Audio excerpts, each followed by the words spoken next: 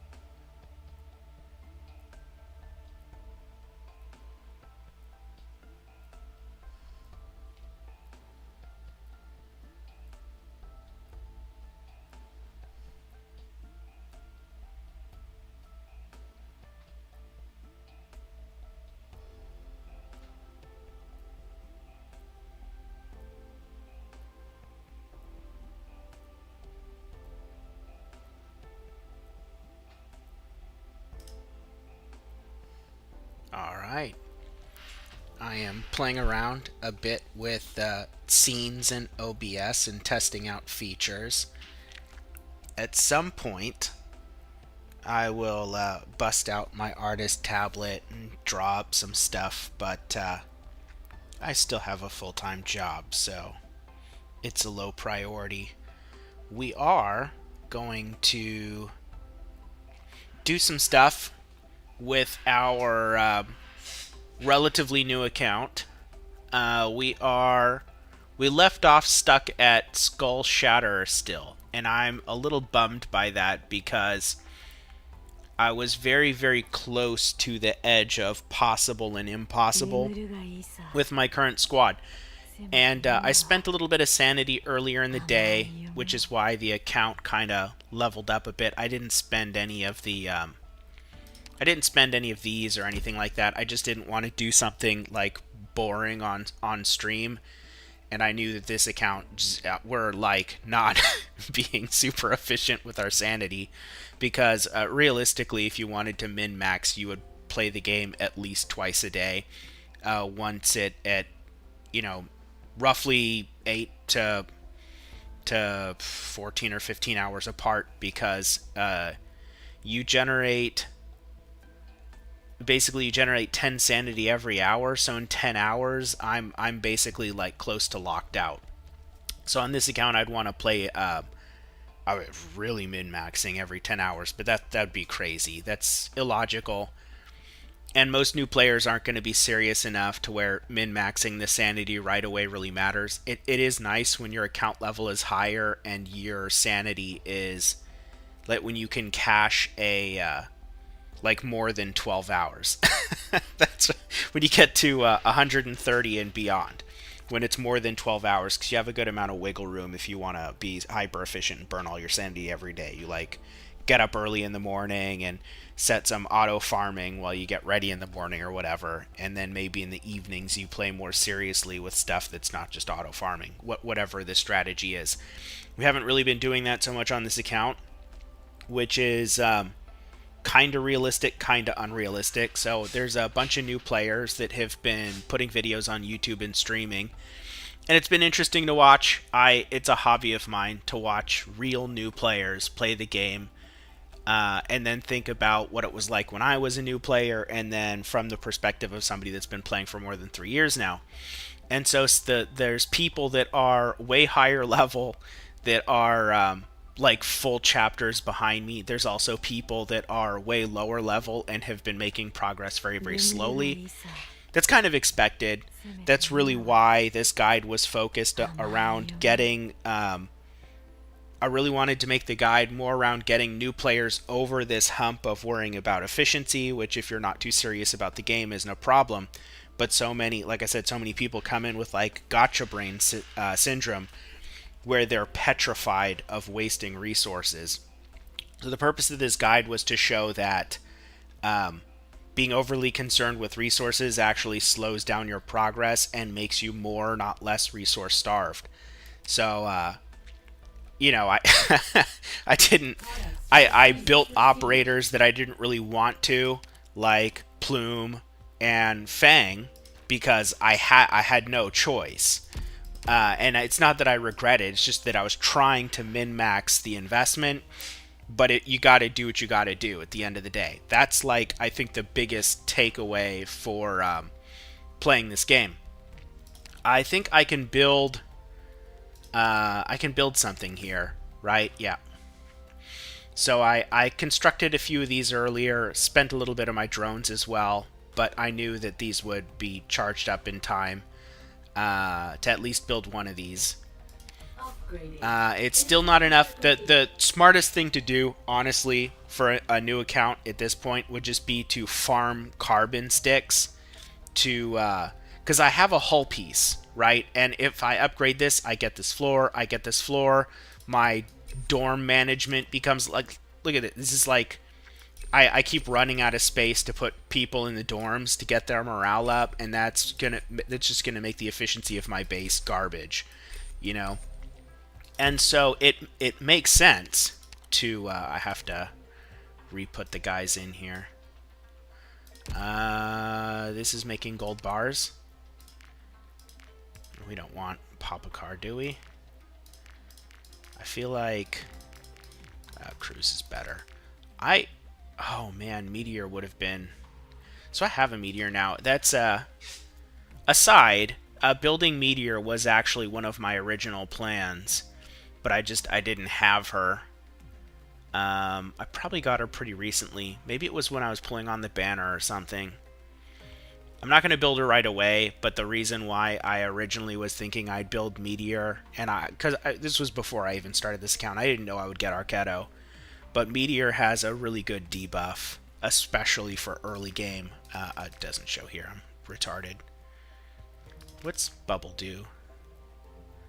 Plus 10. Oh, that's right. That's right. I remember. She has a unique E1 talent that we can't use without having a bunch of expensive E2 operators. Alright. Well, our factory here is going to be cooking a lot faster now. We're at 147 instead of 125-ish on manufacturing now.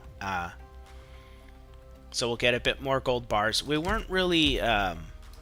we were still doing okay, even though we had this upgraded. And these are cooking a little bit faster. I wasn't really running into a gold bar deficit. But we really don't want to run into a gold bar deficit when we only have one trading post. Actually, even when you have two, you just don't. LMD is slightly more valuable than XP.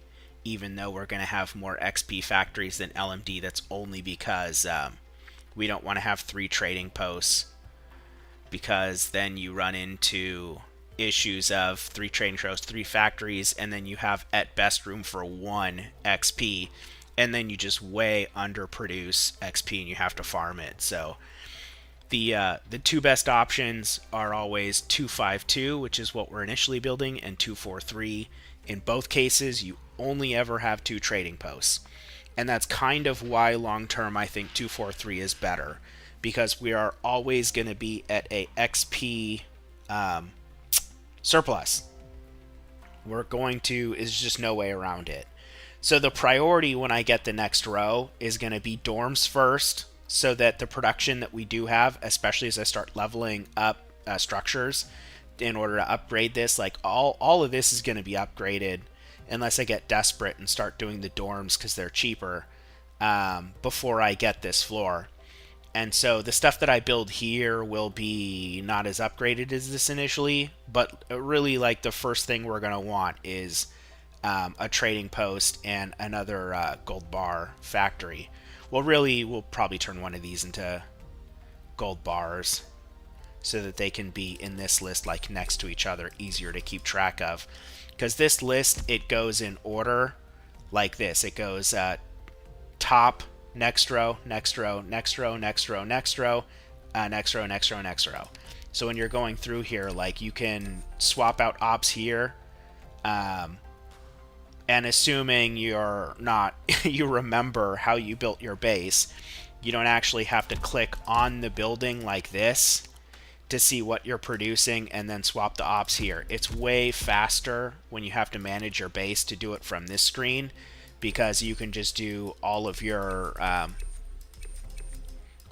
errands in one go, in one sweep. So you do want your base to be organized in a way that you're not gonna forget. So we're gonna probably have it this be gold bars and this be gold bars, and then ideally we would turn this into a trading post. You have to burn some drones to do that. The only reason is to aesthetically make the base look better. The other thing, sometimes people put the other trading posts here. Some people put both the power plants at the bottom. It doesn't really matter. All that matters is that the layout of your base makes sense. And if you deconstruct a building, this is something I do want to talk about briefly. If we go in here and I have to remember how to it's in build mode. My bad. Build mode. Let's say we select on this and hit downgrade. We don't lose any materials. You get back the full refund. What you do lose is because you have to spend drones to build stuff, right? You lose time, but that's it. So because you can use drones to rush production and stuff like that, like if you have to reorganize your base, you'll lose like some efficiency for that day, but it's not the end of the world. So most people will at some point go and reorganize this into a way that's aesthetically pleasing to them, so that it's not just the jumble that you end up with when you're first building stuff. Because quite frankly, it's a little annoying to have a trading post here and a trading post here. And so for a 252 base, maybe it makes more sense to have, the power plants down here, which you would have to move those first to power everything else. Actually, you'd probably have to deconstruct a bunch of stuff before you could even move the power plants. But yeah, power plants, and then all the factories, and then 2 trading posts. That's probably the best way to do a 252. A 243, most people do trading post here, gold here, power here. And the reason being is because this whole, it also segments them. So you'll see here, where it says B1, there's a block, right? And so in this block, it includes the dorm and workshop, the full right side and whatnot. But this top portion, you just know this is for producing LMD. And then you go down here, this is for producing LMD. So that's in a 243 base. And then down here, you're going to have another power plant here, and then XP. So it's depending on your base archetype, how you lay it out is just purely for how it's convenient to you. And honestly, even for a 252, the same thing works. You could have, because it's still LMD, and then you could just have all XP on the bottom. That works too. So that might be how we do it. We might just turn this into a trading post after we get this bottom row, and start building the XP factories down here. I also, I probably won't. I don't think we'll run into that issue. I'm not a huge expert on 252 bases. I know that the general rule of thumb is the right side to not build it out more than you have to. The workshop, you have to upgrade to get access to higher tier recipes. And honestly, the stuff you generate over here is worth way less than the workshop. If you're losing a bit of efficiency. The dorms, they typically avoid upgrading so that you can squeeze out the most factory levels and whatnot without having to build another power plant.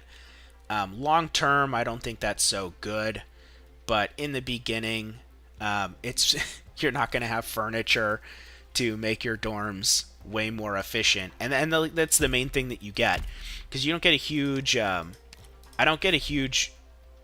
I get. It's not even 10% faster morale recovery, but it doubles the ambience. And so at 2,000, I think I can get... I know at max at 5,000, you can get 2. So it's that's...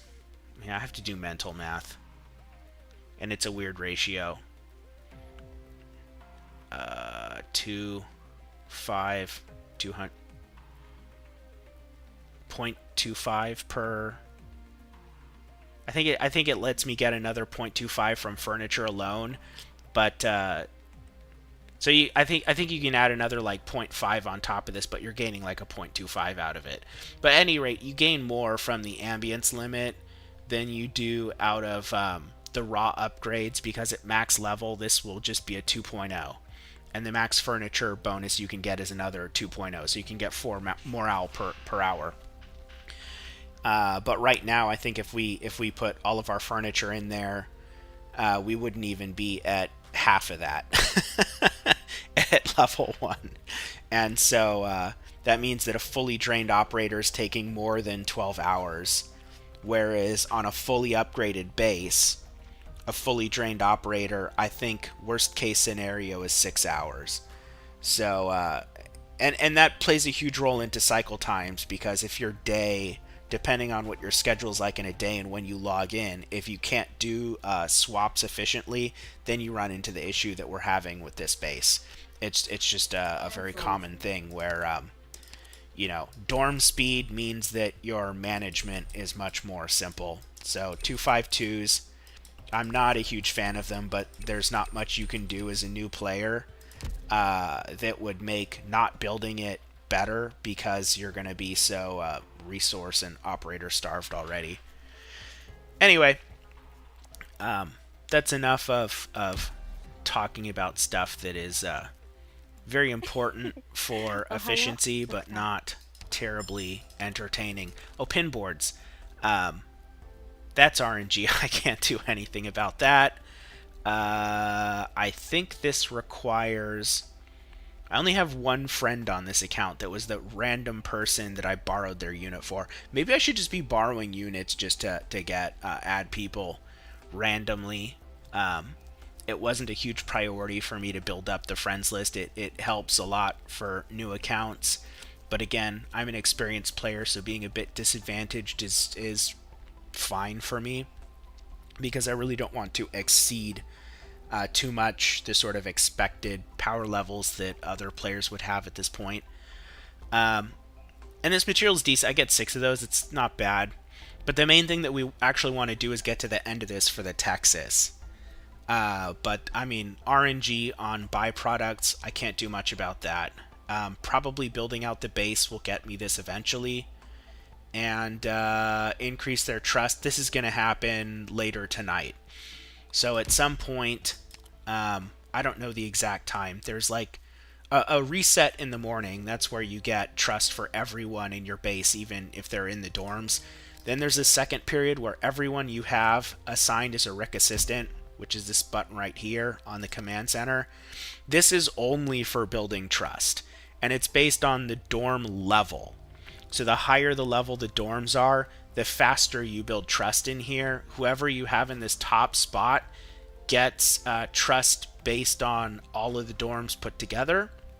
The people that you have below that get it based on just the individual dorm in that floor, right?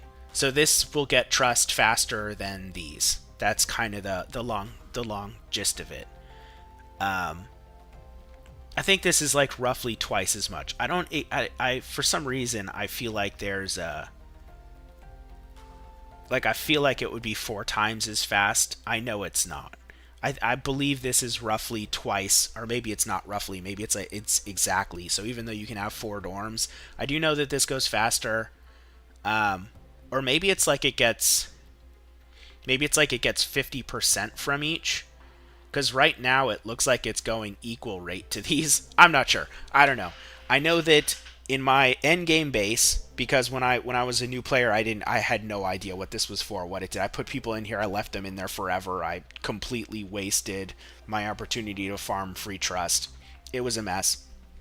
But I know now, after my base is fully constructed, that my RIC assistant, the top one, gets twice the trust as the rest of them. But I know that dorm levels is the determining factor in how much you get, and that has to somehow affect the amount you get at the top as well, because this won't be tied to any specific dorm. It's like all of them matter in that calculation. So I think, okay, we just get one more slot at level 4, which is also very useful while we're low level, because we're only getting bonuses on those 3 characters, which is fine, but it would be nice to have Cliffheart because we have to build her.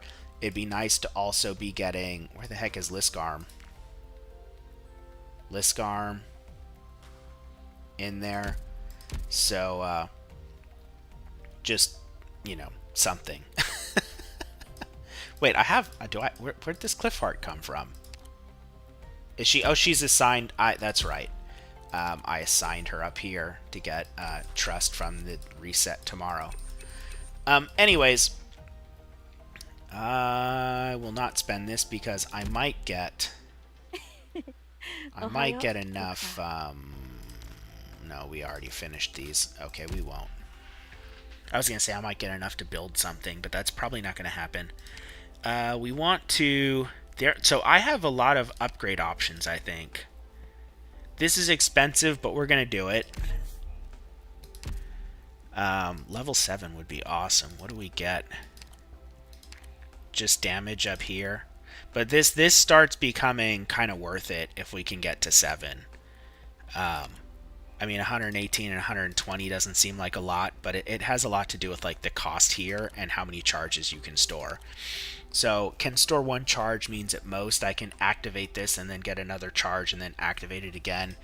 This means, you know, we can kind of hit it 3 times up to, I think. Maybe it's only 2. I know that on my main account I have this maxed out, and I know for sure I can do 3. I think the charges goes up to 3, but I'm not sure if you can, if the charges are like backburnered, or it's like, does this mean I can only activate it twice? I'd have to test that, but the charges, all I'm getting at, how many charges you can store on this skill vastly impacts its utility, as well as lowering the cost. So having this go from 13 to 12 and store the extra charge is what we care about, not so much the damage going up 2%. But this is actually more meaningful than you might think, because it hits the first target 5 times. And when you get this skill all the way up, this goes up, I believe, to 140. So this is actually a really cool skill.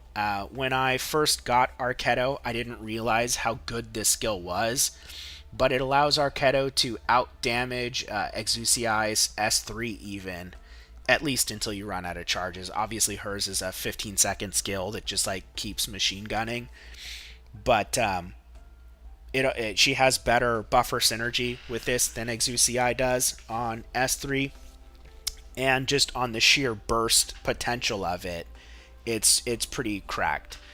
But it also, this skill becomes better the higher level you are as well, because you need to get, the higher you are over an armor threshold, the more those multiple hits matter.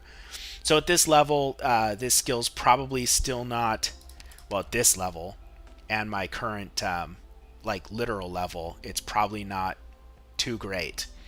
But the higher up we get, like when we get, you know, close to E2ing operators, or we're farming E2 mats or whatnot for her, then I could see myself switching over to this skill. Oh, that's right, Lapland. Material we don't really have efficient use of. This we can make.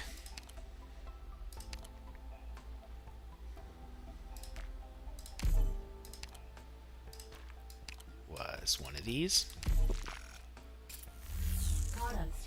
Hey, that'll get us that pinboard mission.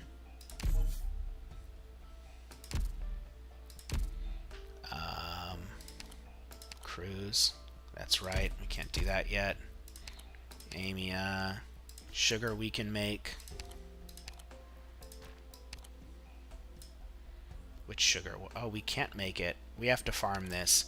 I think this is on the next stage in the event, but that's fine. We'll revisit that. Lava. think we can make these. Not sure, but I think we can.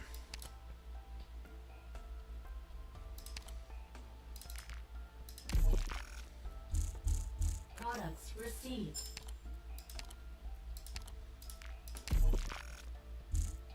Products received.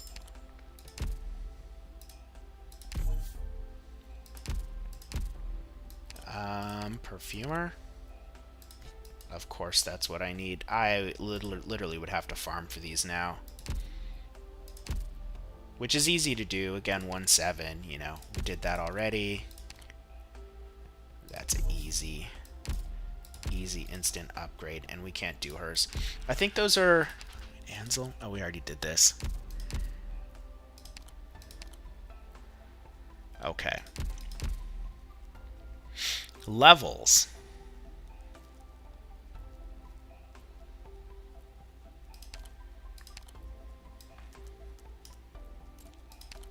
どんどん強くなる僕の力愛してくれるよね。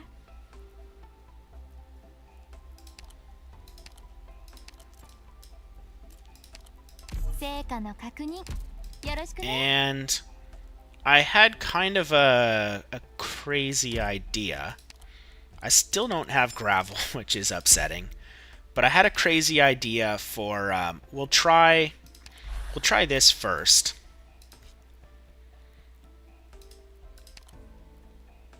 My idea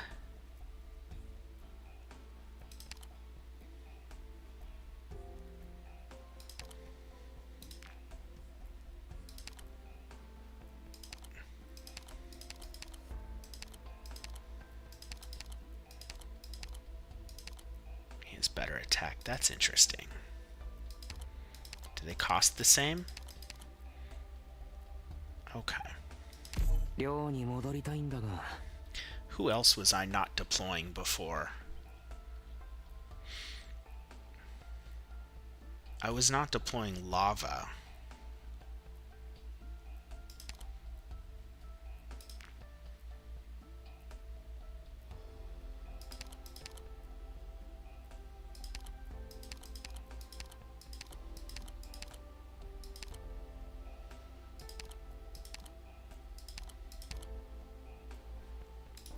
Better or worse than... Oh, she has like no hit points.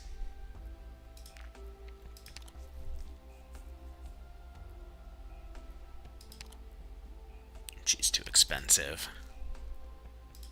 Is Core our best option? Maybe.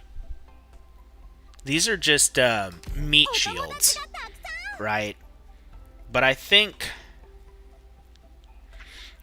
I might be able to... I don't know if I have the DP for it, but I might be able to replace Fang with Spot and have him help heal Lapland.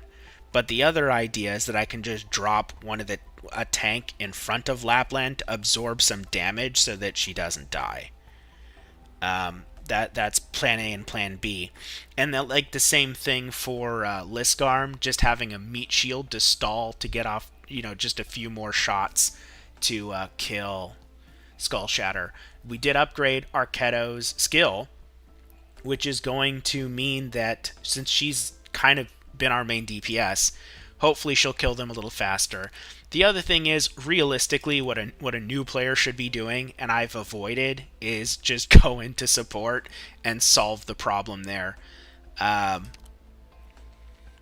There are a lot of really good potential solutions. I mean, like Milnar's skill 2. I think this is defensive one, right? Yeah. That might work. A strong defender would definitely probably work as well. Like, I could borrow a Gummy and she would 100% help keep Lapland alive. So for instance, instead of Spot, or you know, if I substituted Plume with Gummy to help keep Lapland alive and maybe block some extra units, I mean, that would be a pretty easy win. Penance?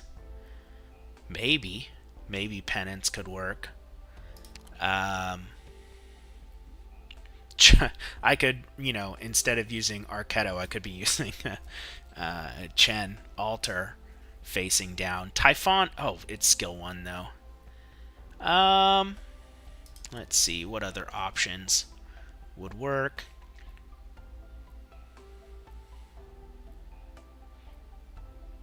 Ifrit actually could totally burn Skull Shatter pretty quickly. Or even Aya. Like, both of those would work. A strong healer. Like, Talopsis. If I borrowed Talopsis and burned her skill 2, that would keep everyone alive. Because this lasts a long time, too. So this would probably be the easiest borrow. Would just be Talopsis instead of Perfumer in the exact same spot. And just burn the skill when Skull Shatter's second phase starts. And that's instant solve everything. Another funny one would be Sculptor in Perfumer's spot. But I would need to put her buff on another healer. And this is at E1. Sculptor's okay at E1. She doesn't really become super cracked until E2 because her stats matter a lot, but also the efficiency, like the stat transfer that you get, is less because not having skill mastery. And then obviously Gravel. If I wanted to be big-brained, Gravel could also solve this in lieu of a healer because, she's literally the meat shield of the game. I mean, Texas Altar would completely trivialize this with S2, so. But we're going to try and avoid doing that. If I get really upset, maybe I'll borrow a support. We're really supposed to have, the full squad. Like, Plume should be E1, but I don't want to E1 her. I really want Vigna and not to put more investment into Plume. We should have probably a second tank, which, I kind of stopped investing in Kuora. Actually, to be honest, those are kind of like the biggest things, to be honest. Did I get a Susuro? I think I did get it. I shouldn't have exited out of there. I think I did get a Susuro. But we were saying I'm kind of avoiding building Susuro until Ansel is kind of... Because Ansel still has room to grow. So we haven't really hit their limit yet. And again, long-term utility with integrated strategy. So I don't mind leveling him all the way up to 55. And then even if I have to level up a new medic from 0, like, Ansel can carry for longer than you might think. Jay and Hayes and maybe Meteor would be possibilities. Actually, Lutenata, I really think she's an awesome 4-star. And Cliffheart. So at some point, I'm going to have to decide to expand the team a little bit. It's one of the things that I've been doing. Obviously it kind of makes sense to level a core team as much as you can, but you do need more than 12 ops, and that is a mistake that new players can make if they don't have any guidance. They'll say, rate my squad, and that can be a little difficult to do because you have to modify this. Like, that's kind of why, even though they're not leveled up or whatnot, that doesn't always matter. Like, Spot is going to he has a healing skill. If I don't know if I can get this off, he might just end up... Actually, let's compare. So he's got a little bit more defense and a little bit less hit points. He'd have more if he were leveled at all. If they were equal level, he'd have a lot more hit points. He costs less, though, and that's important. But either way, I don't know if we'll get to use his skill at all, but he's just in the squad to be a meat shield. That's literally it, just to throw him down and take as many hits as we can get because we don't have Gravel. And it's not like the most efficient way to do things, but it's why some people say, like, maybe it's a good idea for me to invest in Noir Corn, because he's the cheapest meat shield that you can do that with. I mean, Gravel has way better stats and can be invested in way further, but he can block 2 and she can only block 1, so, and maybe you need more than 1. So that's like something that sometimes happens. You know, people will put a Noir Corn just to throw down and die, but stall for the few seconds you need. I think this is going to be really close. I don't know if we'll have it.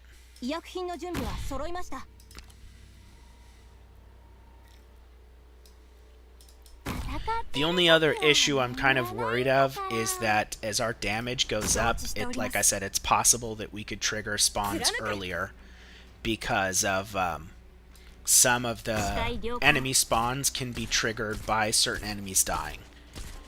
So that is a concern that I have that I feel is pretty justified.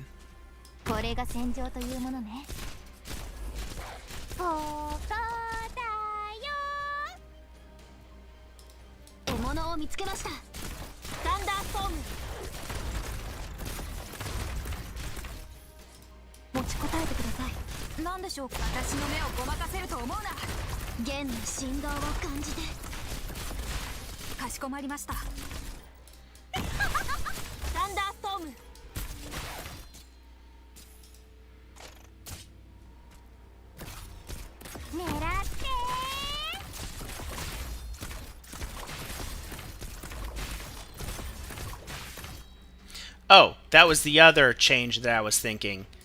So I want to bring this up. I was thinking, what if I put mouse here facing this way? And the reason being is because now Liskarm's SP is going to go on her. And I'm hoping that that will trigger her, her attack down debuff more often.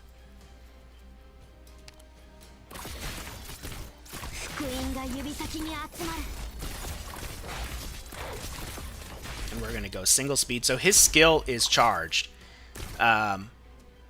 Please God. Please God, have this work.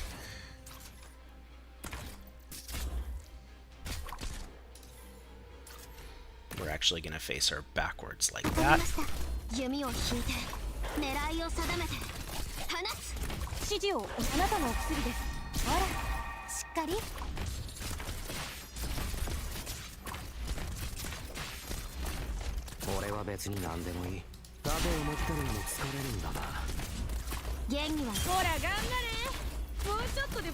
So now Spot is helping to heal Lapland. Frick.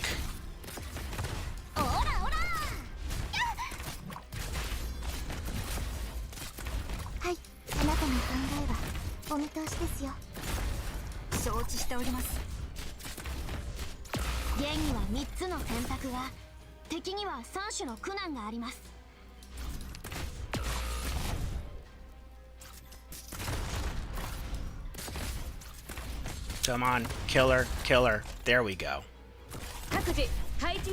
Hopefully, what's her 456? That's decent defense. I'm hoping that's enough for this. I guess we're gonna find out. I mean, luckily she has two healers. Lapland only has 1. Well, plus Spot now. This might work, you know. I think we're gonna. Oh shoot, he's I need. Oh my gosh.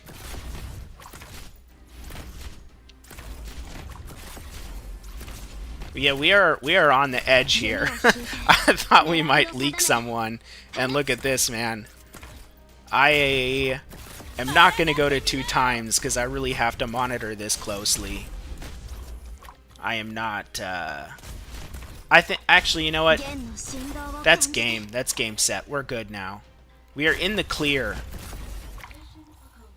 So I now know what the absolute minimum requirements are for that, and man, I do not remember Skull Shatterer hitting that hard in phase 2. It's pretty nuts. We were just not really able to tank that with anyone, but we could stall it. Again, Gravel. Gravel is definitely the right choice for that. Is that the chapter end? Are we seriously on chapter 4? Yo. Chapter 4 is kind of getting out of the early game. So I got to talk about Chapter 4. Chapter 4 is where you start getting to this stage is not hard, but I don't know what to call it. Like it's we are out of the newbie zone, but we still have a completely newbie squad. And oh man, and I have integrated strategies now. Oh boy. DP -1, that's pretty good. That is yeah. I don't know. I didn't realize that was the chapter end. For some reason I thought it went on a little further. So I think we might have progressed ourselves a little too far. I can probably push deeper in the story, but that's not really smart because the event I can't push too much farther in here, but I have a lot of mats that I can spend. These data blocks are the most valuable thing in here right now, mainly because these are time limited. You will run out of these, and then there's nothing you can do to get more. That's kind of how it works. Like, you might think you have a stockpile, but as your account develops and you build more and more operators, and they add more and more modules, like, unless you just don't care about building most ops, you'll run out of these. So I definitely think that even new players should prioritize these to have a stockpile. And the value of this pretty much goes like, if we start here cutting this off, most valuable are here, because these are the hardest things to farm and build, and you have to spend a lot of sanity on. Then these are not super important because you can farm these in SSS, and you will get these faster than you get these. These materials are all very valuable, and these chips are super valuable because you can only get these by farming and spending sanity, and they're a bit RNG. So the more you can have a stockpile of chips, the less you have to farm for them, and that's just always nice. So actually, these are all at a good price too. Everything in the shop is relatively efficient, but if you had to give up, for instance, these tokens, what you're really missing out on is in the rerun, if you buy tokens that you already have, then you get yellow certs. And so this can be 25 yellow certs, and it's 180 for a 6-star without any gacha, to kind of put that into perspective what the value is. Pulls are not super valuable. 3 pulls, I mean, you can do the odds on that, how much of a 6-star. It's like maybe best case scenario, like 7% of the way to a 6-star, you know. So I think, well, I guess these are cheaper than buying out all of these. So maybe that does end up being semi worth it. And then skins are just aesthetics. But this skin used to be, I think, exclusive to, I can't remember what. I was a little surprised when I saw this in the shop, though. Anyway, we needed something for an operator, and I can't remember what it was. I should have bought these instead of making it. I think we needed a tier 2 version of this material for someone. Unfortunately, though, what we can't... Oh, we can do these, though. Just XP. Straight up XP. I guess it's probably what we're going to do.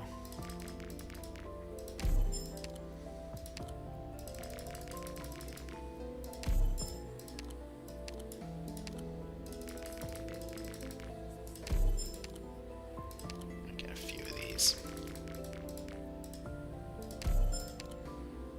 And, because I want to, what was the issue we were having? Oh, I needed to figure out the chains. So I probably don't really need more levels for that. I mean, I will to build additional ops, but if we're just farming this, we can just raise everyone up to kind of a bit. こちらがロドスのオペレーターの戦い方ですね。様になっています。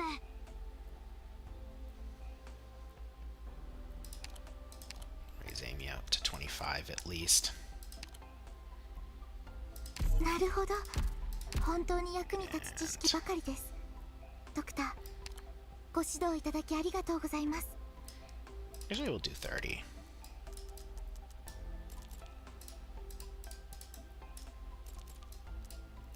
I can't get her to 30. Alright, fine. We'll sit on that. Okay. Okay. Enough stalling. We want... Oh, that's not that much.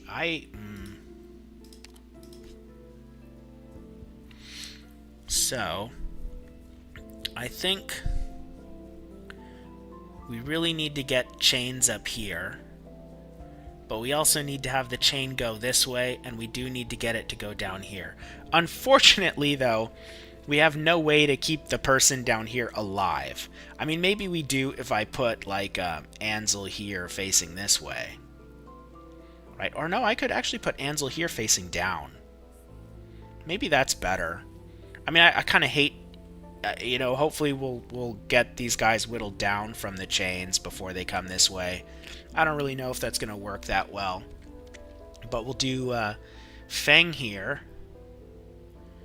And then a perfumer's definitely going to stay here. And she'll cover, like, this area.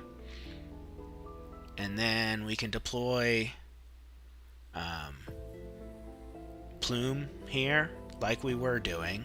And then that'll put the chain this way. We need to get, I guess, Arquetto or someone like that this way, facing here. And we need to bring the chain down here somehow. Actually, no, maybe we need to bring the chain here next.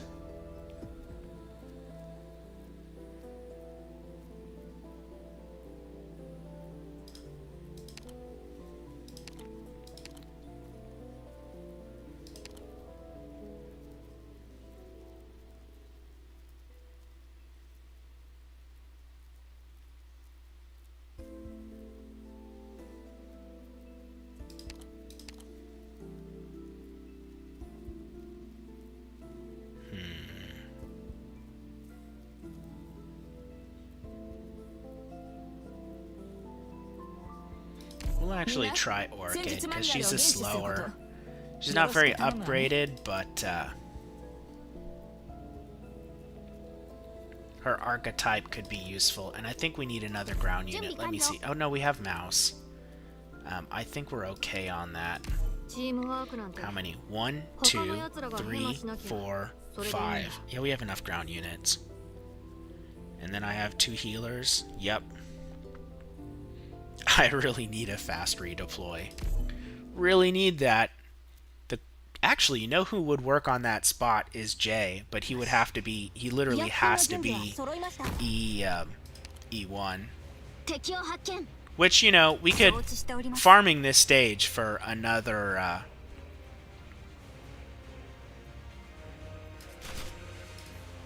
for another E1 is not exactly like a bad idea.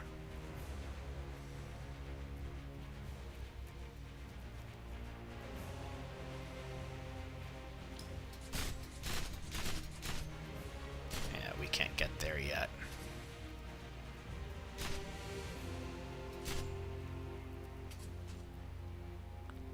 How, man, now that I think about it, an ambusher would be really good here, because that would put the chain here and a 0 block, and the chain would be long. It would go across more than one tile.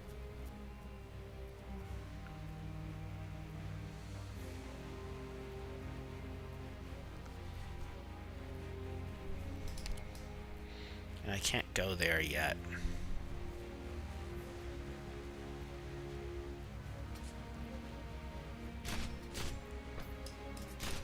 So I think that might actually be what we want.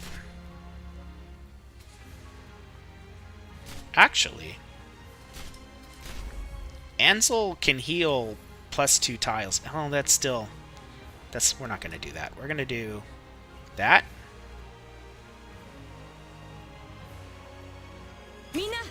No, cruise. 戦っている時は眠らないんだから。 Really? I don't get a chain up here?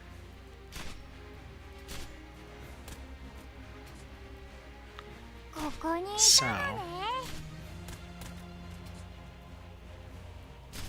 主の祝福があらんこと。ここからここだよ。持ちこたえてください。貫く。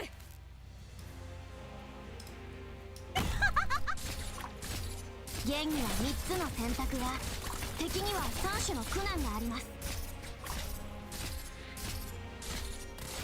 みんな、私に続け。 I don't even know if this works. I can't think of a better way. Because this puts a chain here. She doesn't have normal healing though, that's a problem. Maybe I need to put Ansel here and Perfumer there.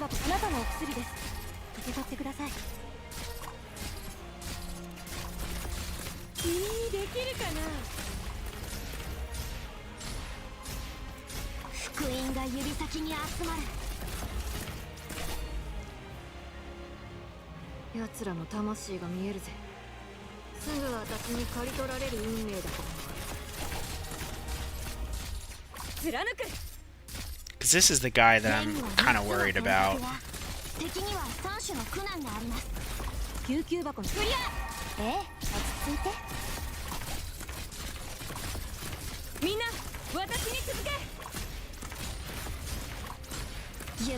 Damn, damn, damn. Damn, what can I do? 準備できました。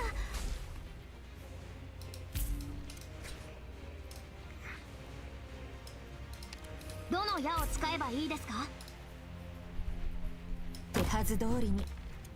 わかります。貫く。Oh, we got it. 皆さん、完璧な勝利でも警戒態勢が完全に解かれるまでは気を抜かないでくださいね。 And we need to farm these materials, which is a bit unfortunate. It's not too important to me. I think we need to farm this stage more than I need to push deeper.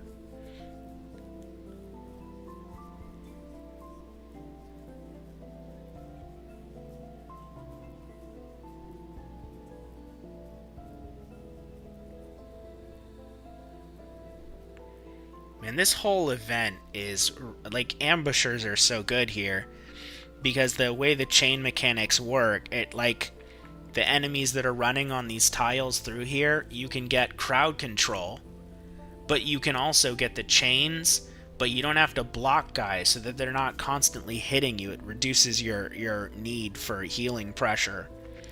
So they actually thought about making an event where the operator they released, Ascalon, is especially well suited for. Like, all of the boss stages Ascalon is well suited for, and the gimmick. But even Ethan would work, like, phenomenally on a tile like this.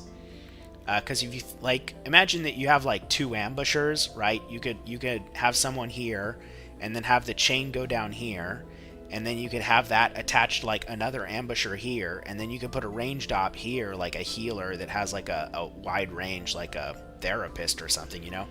And, like, that would just be insane. You just have all of these chains crossing this area, right? And then you'd have the true AoE and tons of crowd control, you know?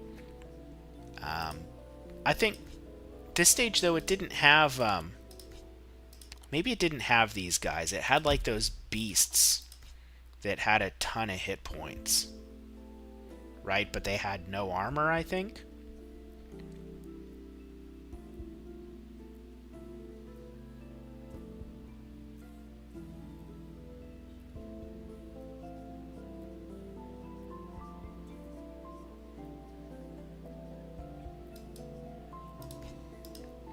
I mean, we can give it one try.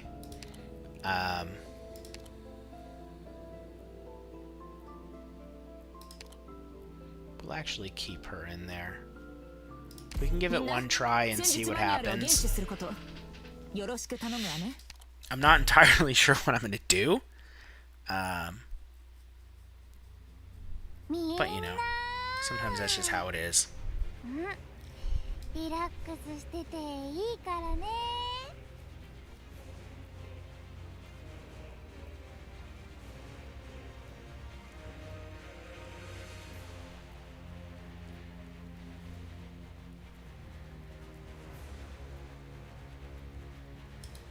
私たちにお任せください。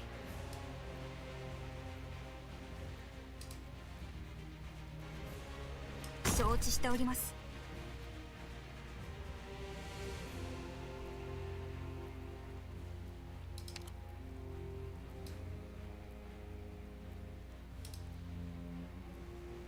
怖くはないわ。みんな、私に続け。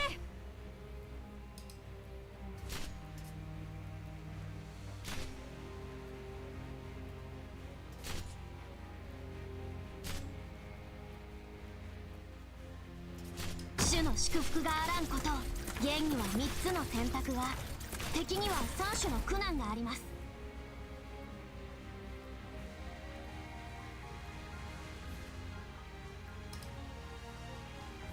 持ちこたえてください。福音が指先に集まる。みんな、私に続け。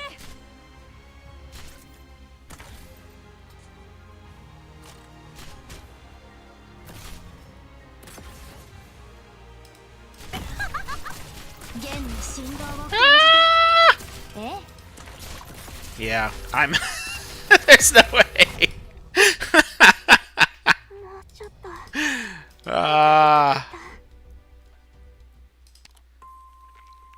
This feels like a lie to me, man. Oh, wait. I mean, it's 10 levels, but still. So, yeah, they have no defense, but, like, a lot of hit points. And you just have to kill them with range. And these guys, it's mostly low defense. Like, we don't need...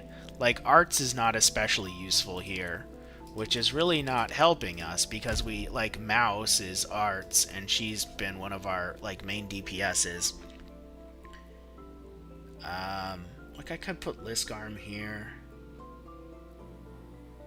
facing this way, and just have her be a tank, but then, like, no, Arquetto would still hit that. Fang would be missing out, though. Unless I put Fang here, and then maybe Lapland here. I mean, I don't know. We'll give it one more shot, actually. I don't want to say that that was not my fault. We are being pretty experimental here, though. That's just the reality of it.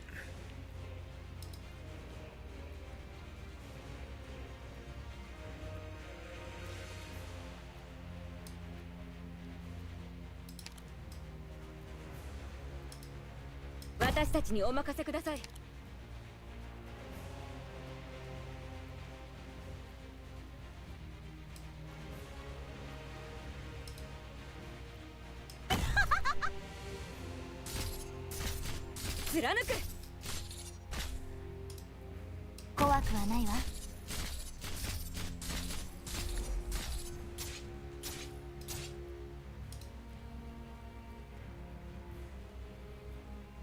主の祝福があらんこと。弦の振動を感じて。貫く。治療の準備を。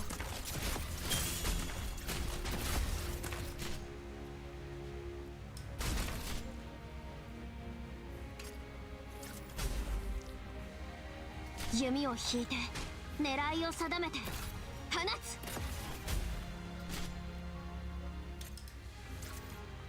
つ。承知しております。 Oh man,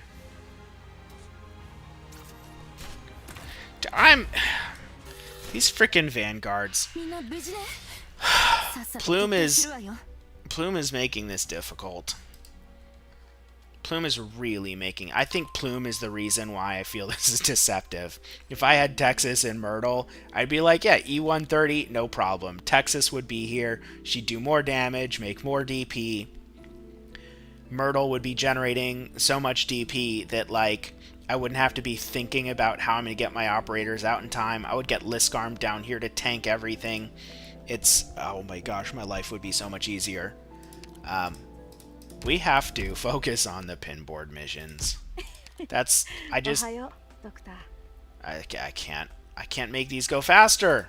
Why? Oh, I'm so stuck. It's ridiculous. So... oh, snap. But that's, like, a lot. Oh, man. I hate to do this, but I just have to farm this. That's, like, the only thing I can do.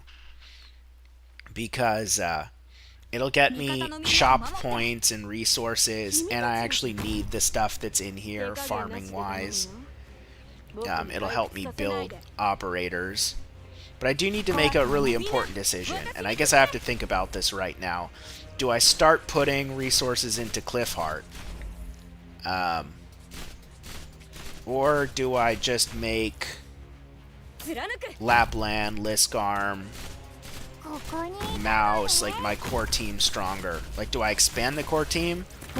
Or do I make it stronger?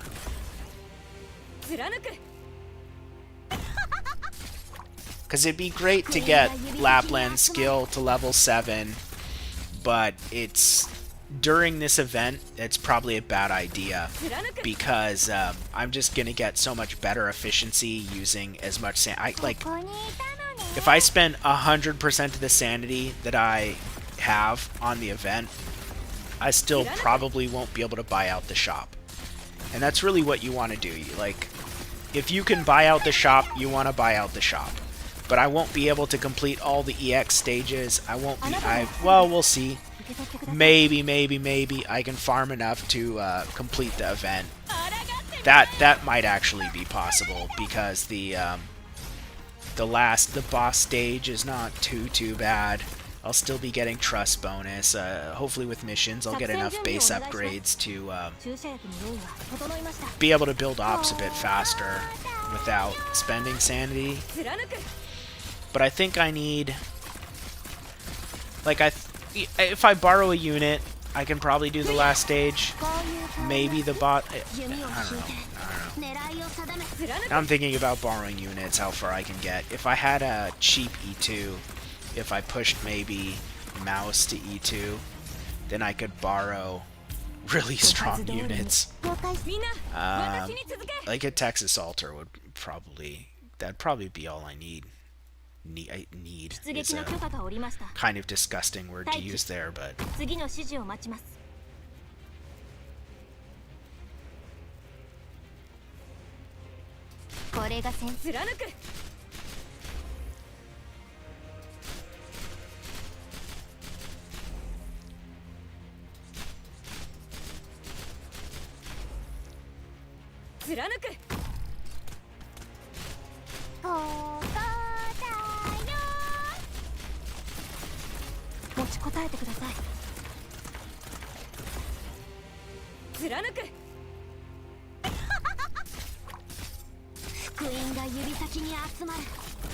So one of the things that could have been possible with an ambusher, if you have an ambusher on this tile,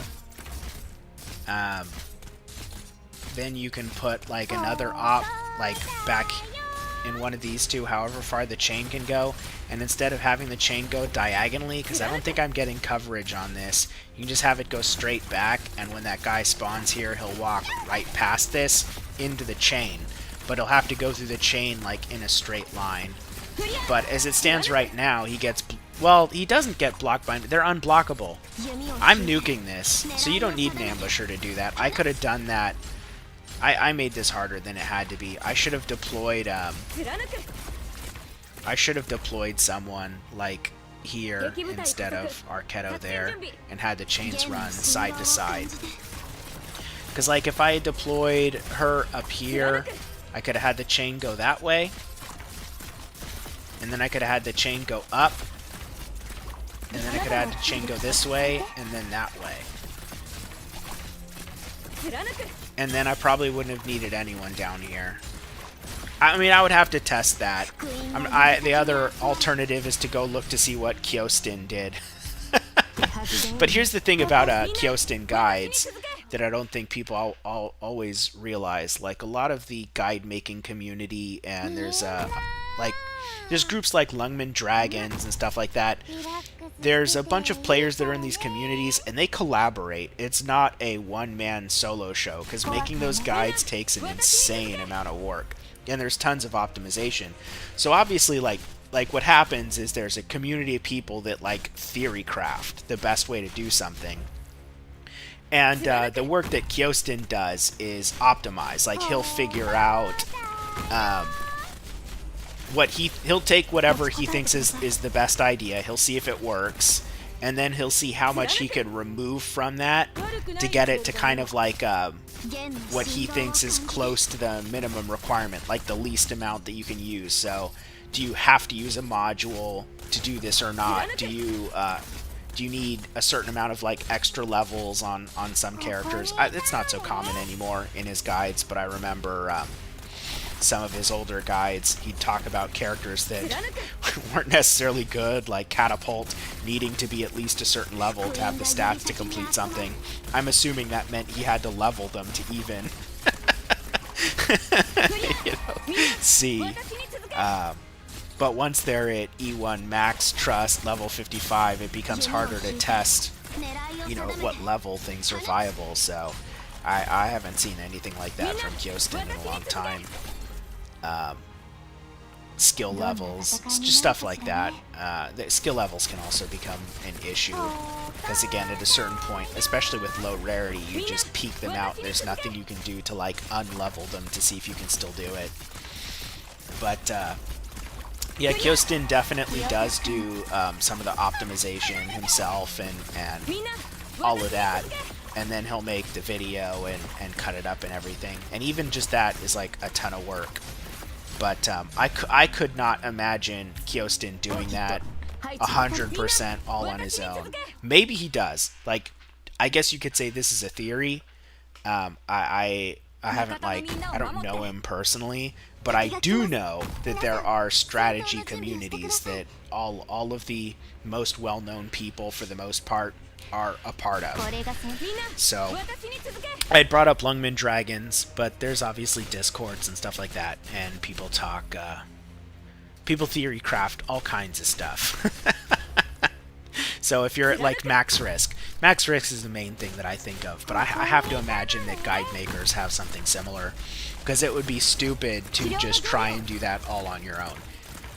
Unless you're literally like what I'm doing here, where you're just, well, this is what I have, I'm going to come up with something, and here's my guide, guys. That's not terribly hard. But if you're talking about, like, coming out with like a Kyostin style guide, it's insane to think about how much work it is to come up with something even approaching the lowest possible requirements with the easiest possible strat, you know? I mean, if I made guides as a full-time job, I still think it would be an insane amount of work to do. And I think I'm pretty experienced. I think I'm a decent enough player, so... But I'm not in... I am not in any of the theory crafting communities or anything like that. I just know about them. I'm not super in a Discord or anything like that, so who knows if I ever get enough of a following in this, then chances are at some point it would be unavoidable, because I think the vast majority of content creators, especially for a game like Arknights, it's fairly niche. It's not that it's not popular, but it is niche. Nobody would say that this game is super mainstream, and that it's going to be like really popular with the normies, you know. it's part of its advantage is its niche appeal, so it's not really competing in the same way that like Zenless Zone Zero and Wuthering Waves and Genshin all compete with each other. Arknights has something a bit more unique going for it, but it also is not going to get, you know, like the same kind of numbers that some of those other games can get financially, or you know, like if you go onto Twitch and you look at like how many people are viewing different games, like even if Genshin's fallen off quite a bit, I would still imagine there's a lot of people watching Genshin streamers, and the total viewership on Arknights is probably like, I'd be impressed if it was 1/10, you know. But the people that make content for this game, they tend to be more about passion than numbers. And I think that's maybe the thing that a lot of people malign Tectone for. So Tectone was Arknights' by the numbers biggest creator, probably of all time. Maybe Kyostin has surpassed where he was at the time, because Kyostin has a pretty big following, but he's branched out to, you know, he's not AK exclusive, he does Genshin and other stuff as well. So I don't know if it's fair to use his current numbers with that taken into account, but you know, at some point Tectone said the game's bad, I'm quitting, the community sucks, all that.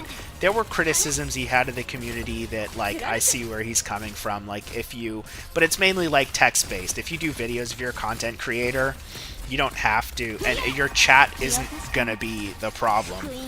And if they are, you can like ban the people that are the problem.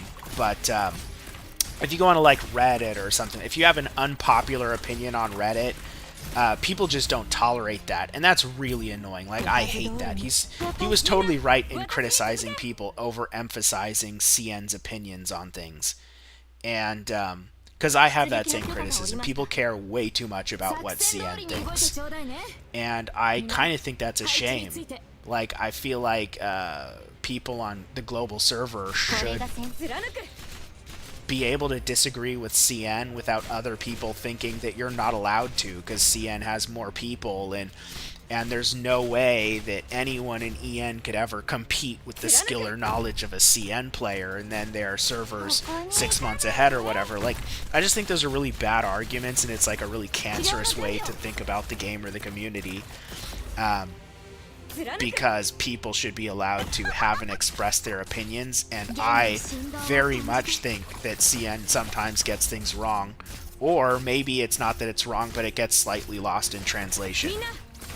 And it's, you can't have those opinions on Reddit. People will just downvote you to oblivion, which is super frustrating as well. It's like, you could prove it with math, and they won't care. They'll be like, but CN said this, and that's all that matters to them.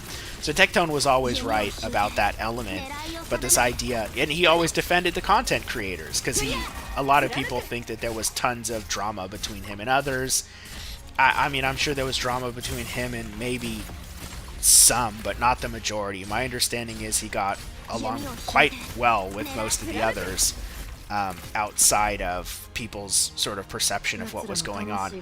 But with Tectone, I think the reality is that you know, he was a numbers guy, and his whole thing was growing the channel and being a pro streamer and everything, and now he's in OTK and has big numbers. So I think it's fair to say that the real reason he quit Arknights is because it's too niche to build a huge following on.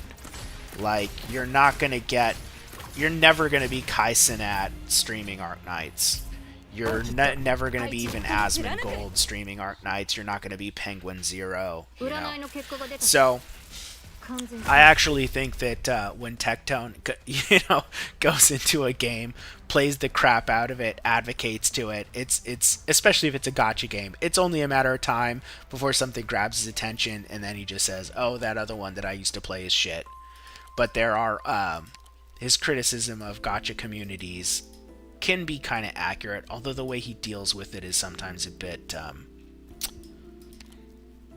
provocatory, like on Twitter. And again, I get the logic. There'll be people that gatekeep characters and do weird shit, and they like get mad at people for having benign opinions, and that's really dumb. Like if somebody's like, I think that this character is hot, and a bunch of people are like, they're a lesbian, you're not allowed to like them, and like they might not even be a lesbian, whatever. Stupid Honkai Star Rail and Genshin drama that I don't even comprehend, because all of that stuff is dumb that people argue over. But I think that when you get into those types of arguments and start insulting people, that you're automatically in the wrong. And obviously Tectone likes to shit on those people on Twitter, which just stokes the fire. So he has a habit of getting into gacha communities and making lots of drama with people that are very gacha brained. And I think criticizing gacha brain is good, but he could be more tactful. But that is the Tectone iceberg, in case newbies ever want to know the proper lore and not necessarily just get a completely biased overview.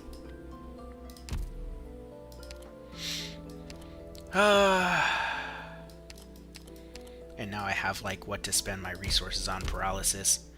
Oh, that's right. What do I should be thinking about what I need to do this. Because we need to do this. Oh, I only have a few days left. Holy cow. Oh my gosh. I have to build Cliffheart now. Yeah, it just became mandatory. I need a puller. I know I need a puller because of this. I mean, if I had an enmity guard or something like that, okay, maybe. But I don't. I need a puller.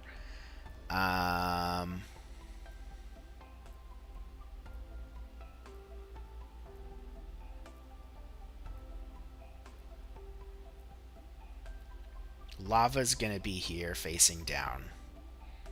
That's just obvious.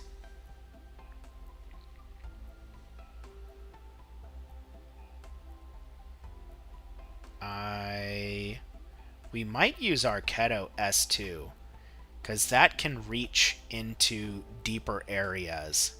We might try Arknights in one of these two locations. I can put Shaw here facing down, maybe. And then, oh no, I need a puller on one of these two locations. We're going to have, so Perfumer, maybe, is going to be here. Because I don't know if I need healing on this or not. Cliffheart facing this way. Perfumer. And Arknights?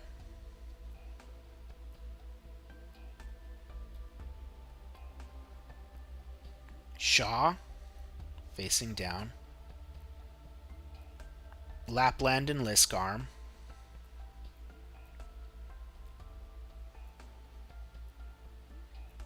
Ansel's either going to be here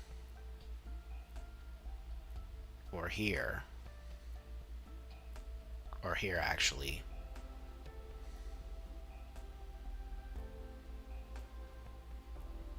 Ansel's going to be here because we need Cruz and Lava.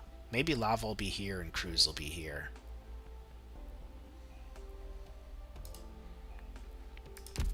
So, Cliffheart.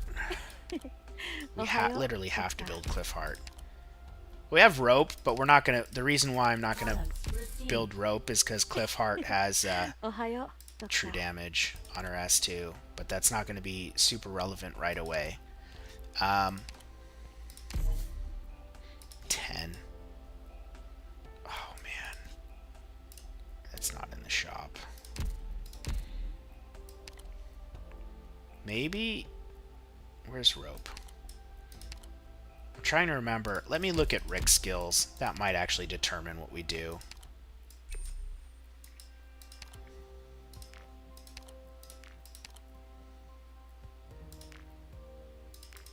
Spots more valuable.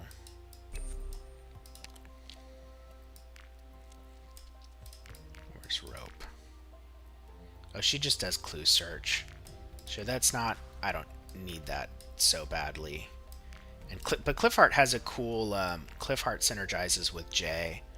really well. Where the hell is he? Jay. And also Silver Ash, who knows. The only way to get him would be 180 gold certs, because we're not going to pull on that type of banner. Is there anyone else with a really valuable E1 that I can think of? Does he get something? He gets like a... It's not important. Jessica, that's not important.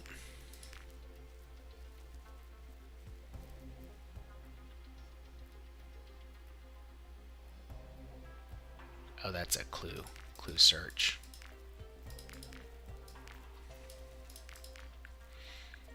We're gonna E2 her eventually.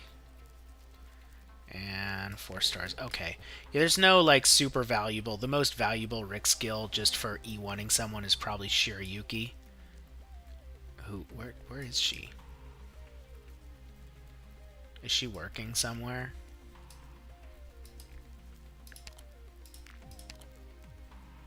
There we go. That's not too valuable.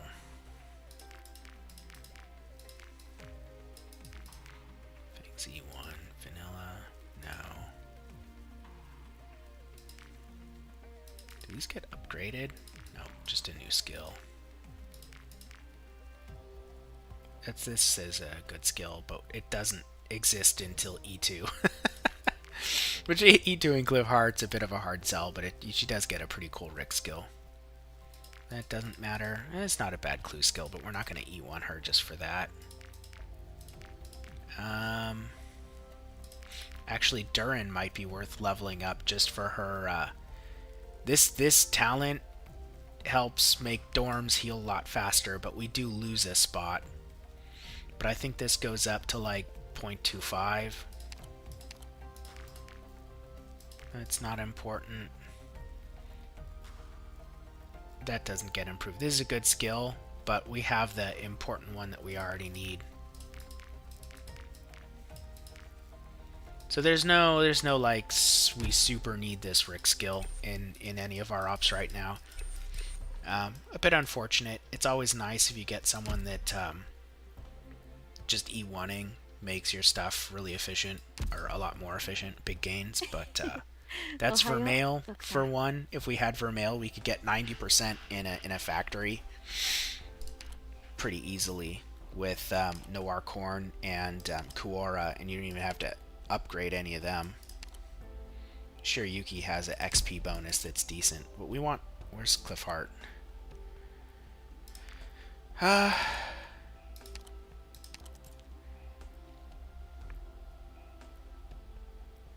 can't believe that uses most of our stuff.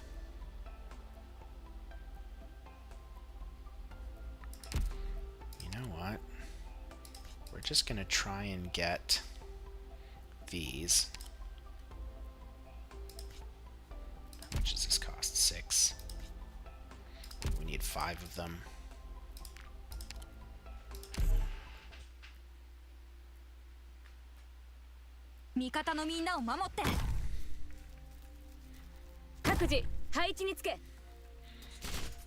That's a lot of enemies. Hopefully these guys come out pretty quick. I don't want this farm to take like super long. We need Cliff Hart for that annihilation. We need a high enough skill level to where she can handle everything that would... I don't remember the rate that guys come out there. I don't know how much pressure we have.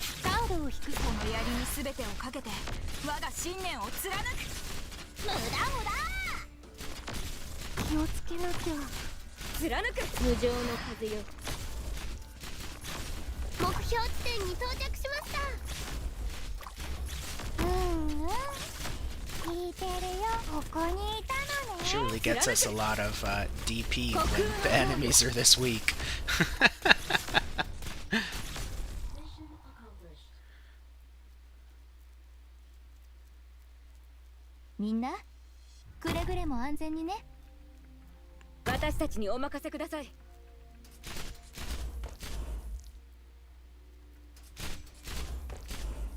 さんたち、僕が相手だよ。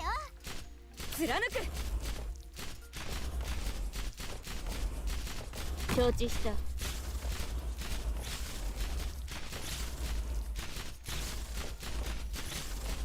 みんな私に続け。運命にこの槍に全てをかけて我が信念を貫く。僕と遊ぼう。気をつけなきゃ。貫く。破壊する。ここです。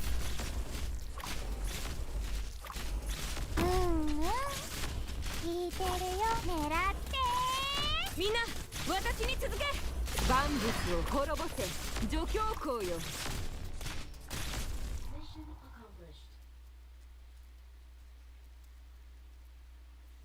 みんなが一緒なら大丈夫だよ。私たちにお任せください。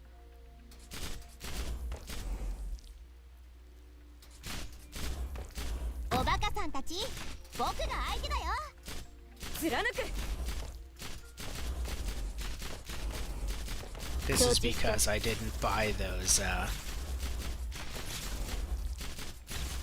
dirt squares from the event store. I crafted. I spent my tier 1s crafting. I didn't think I would need tier 1s, at least not in this quantity. みんな破壊する。ここです。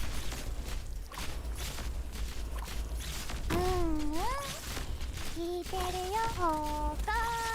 みんな私に続け。皇帝の王爵をへし折れ。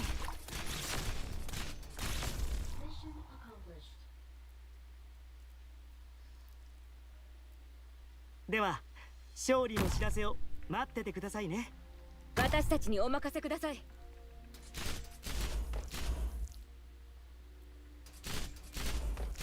オラオラ。みんな私に続け。了解。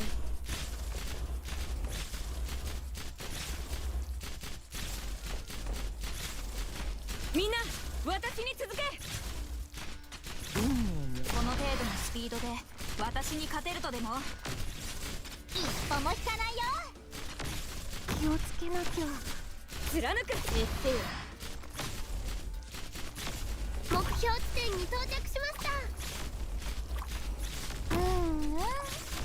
聞いてるよ。ここにいたのね。みんな私に続け。万物を滅ぼせ助教皇よ。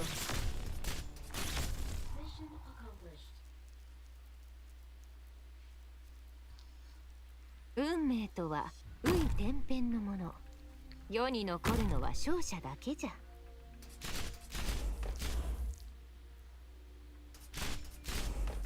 オラオラ。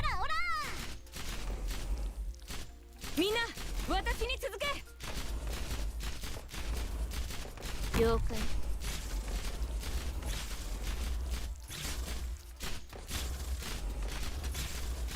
貫く。運命にこの槍に全てをかけて我が信念を貫く。無駄無駄。気をつけなきゃ。みんな破壊する。目標地点に到着しました。聞いてるよ。ここだ。みんな私に続け。戦車よ空をかけよ。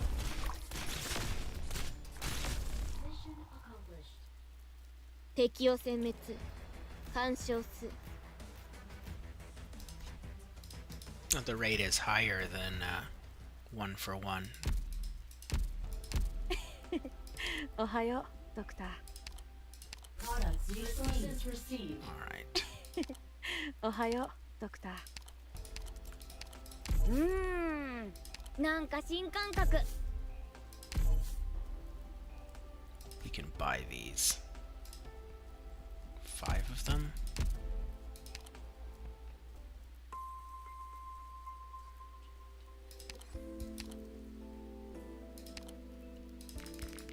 Is it this or? I always mix those up. Who cares? We'll definitely just buy those now.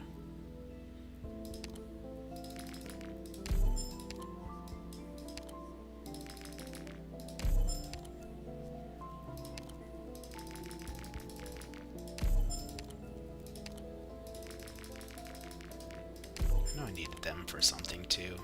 We needed these too.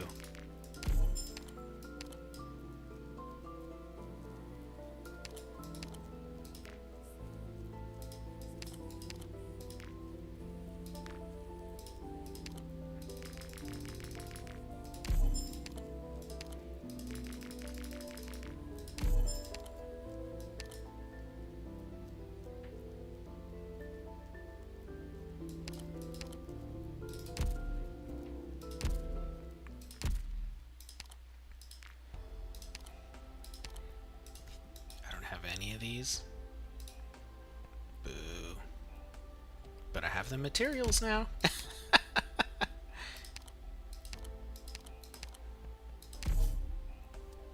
Oh, that's right. We'll try this with her at Elite 1 right now.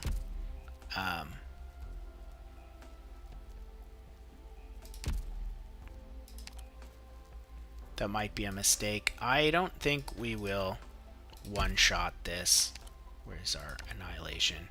But I do want to. We will get an idea what we have to do by playing this, and even if we fail, it's kind of okay. 2 healers. We need a Shaw in here somewhere.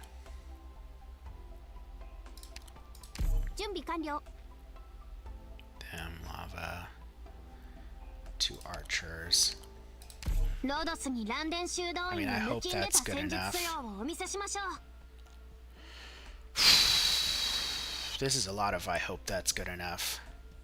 I'm a little concerned because I know that this annihilation has a pretty decent amount of pressure towards the end.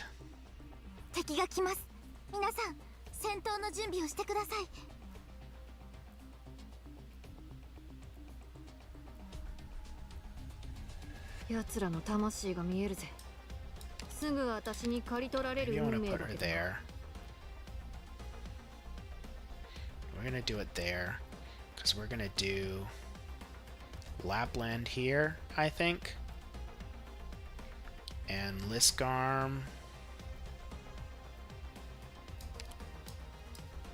私たちにお任せください。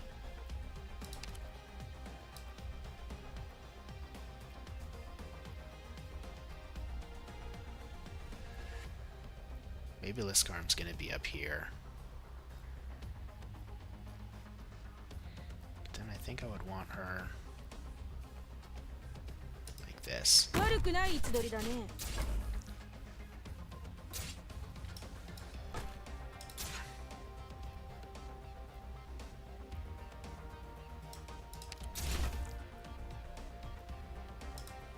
持ちこたえてください。貫く。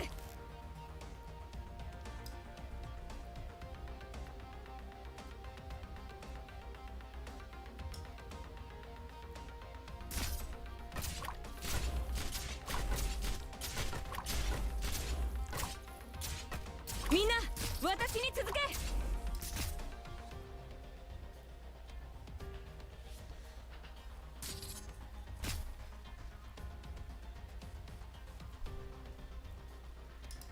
ほら頑張れ。もうちょっとで僕に勝てるかもしれないよ。はっ。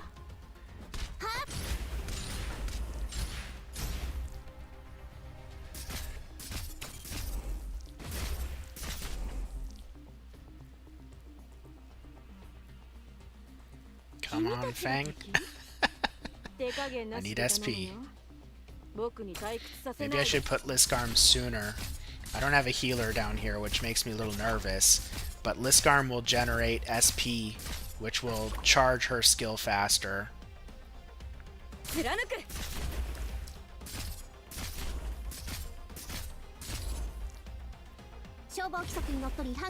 I think we're okay down here for now. 貫く。警戒態勢を維持します。どいたどいた。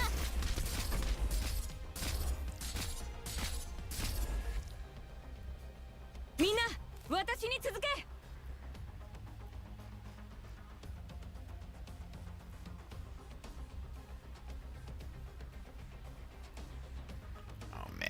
the mobbing is happening so quickly. 怖くはないわ。いたといた。 That's not too bad. They come in like waves. できるかな。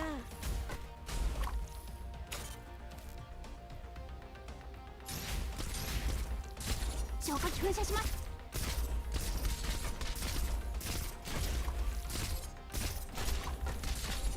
貫く。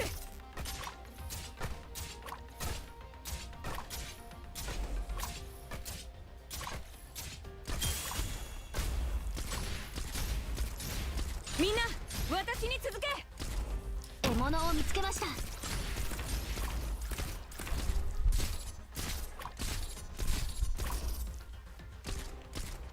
So we'll do Cliff Heart next. みんな私に続け。バッチシオッケー。いたといた。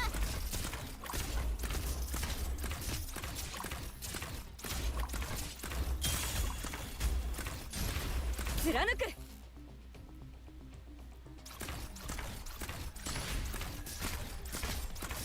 ご命令を。 And then I'll show you this skill. 三つの選択は敵には Oh, that's right. I 三種の I can't hold more than みんな one charge. 私に続け。 We need to get lava out up here.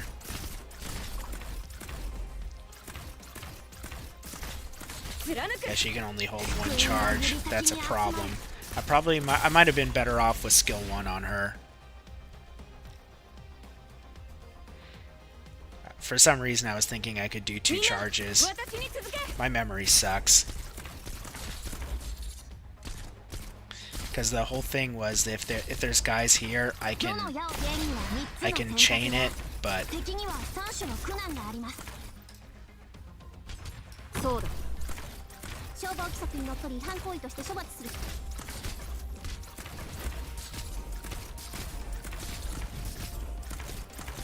みんな私に続け。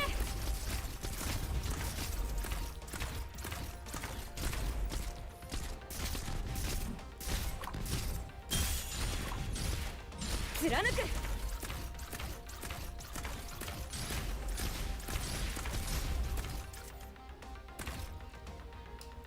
I'll just save it for now.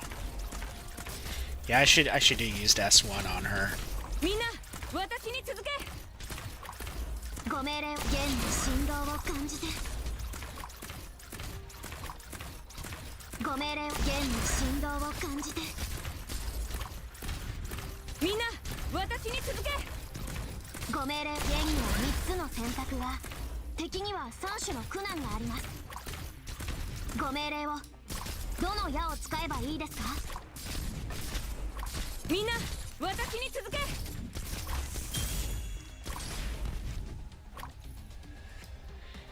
Theory, I could do that too. If I end up with too many guys here and need a blocker, perfume would eventually heal them. 貫く。 But I might need I might need something like that.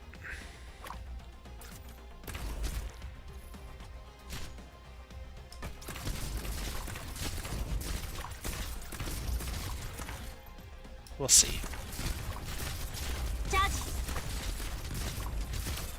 ご命令。弦の振動を感じて。はっ。ご命令。福音が指先に集まる。みんな私に続け。 ご命令を。福音が指先に集まる。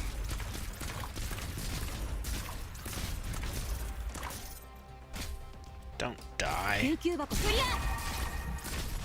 貫く。 狙って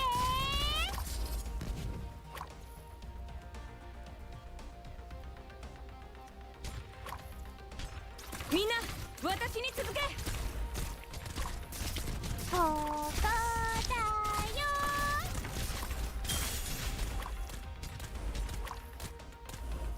I put crews here to kill the guys here a little bit faster. Also, I think they do plus shaped AoE. And she's also mainly just in case there's too many enemies here and I need to shoot down drones. That's really the logic.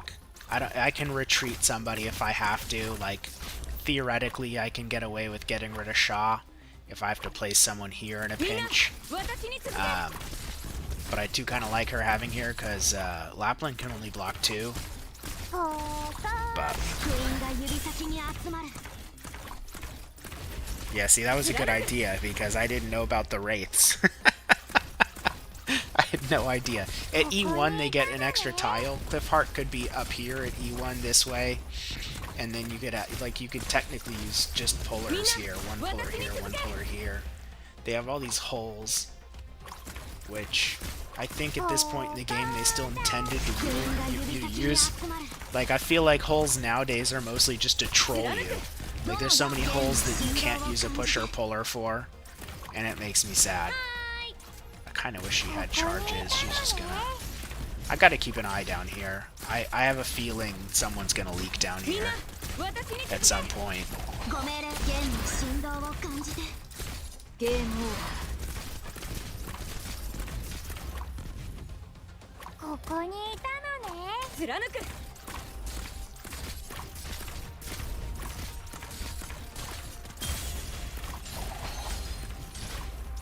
どの矢ゲームの振動を感じて消火器みんな私に続け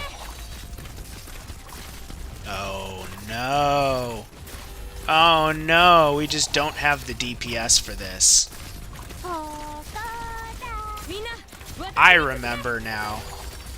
There's a... You can put Shaw up here and push them out of the blue box into that. Which I don't have the option to do right now. 貫く So I need そう to... かだよ I can probably kill the wraiths that come this way because they're lower tier. But it means that Ansel needs to be here facing down. 貫く 消火器噴射します And now Shaw's push is not working so well Gomero. here. え Holy cow, really? I was not in time. 貫く Dude, these guys were frickin' wrecking face. What the hell? 早く亡霊だってお前を救えないさ貫く I mean, I wasn't expecting to beat this in one go, but I wasn't expecting to leak here either. 貫く Ooh, that's bad.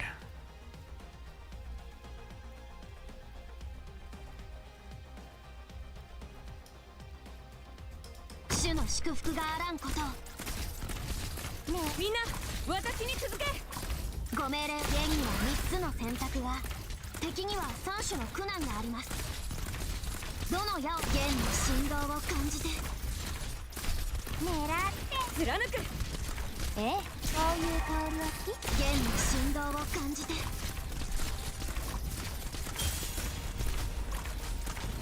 っ早くゲームオーバーだ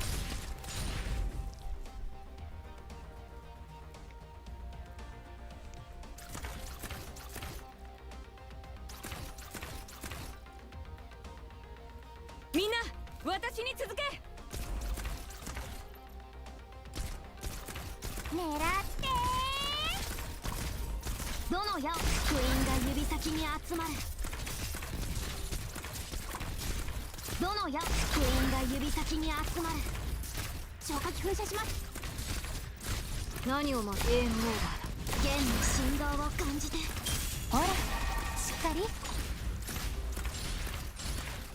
消防規則にのっとり違反行為として処罰するクイーンが指先に集まる This could be bad. ご命令クイーンが指先に集まる Yeah.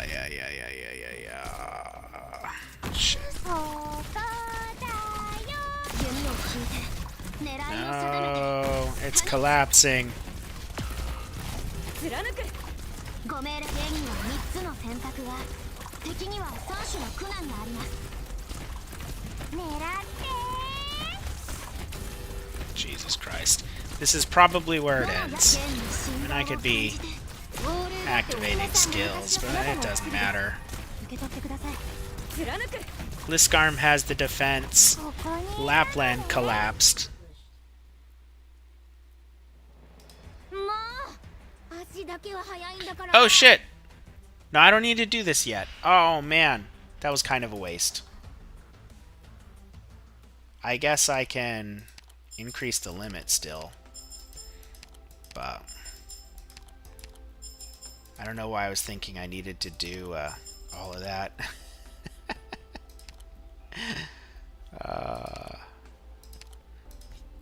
Oh man.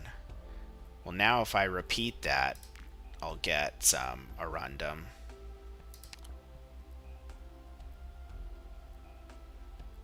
Yeah, see? Which is probably worth doing, but we don't have to do that yet. I don't know. Ohayo, Doctor. My brain is weird sometimes. あ、ドクターさん、ラテラーノの遊覧に。Ohayo, Doctor. Hey, we got our trust. Yeah, I'm not gonna get credit. Oh, not that. I don't think I get credit just for visiting if it's not.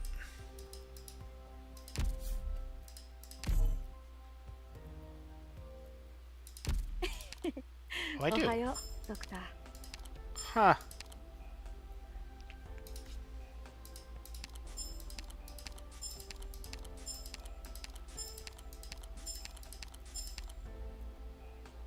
Concrete building material. Send a clue. Challenge mode. We can do challenge mode. That's cakewalk.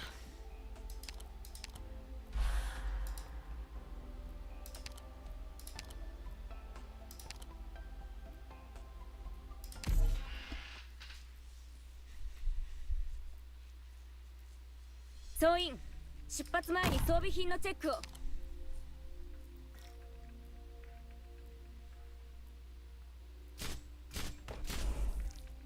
There's no natural DP generation on this challenge mode.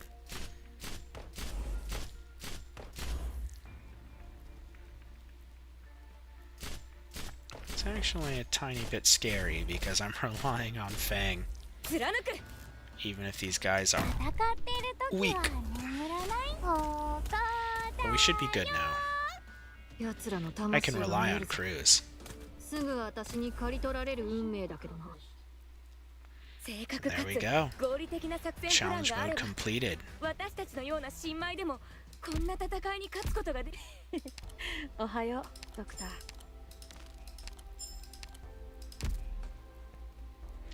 We actually have, this is like 30 pulls. We have close to about 35 total plus 2. How funny would it be to get like W alter on this account?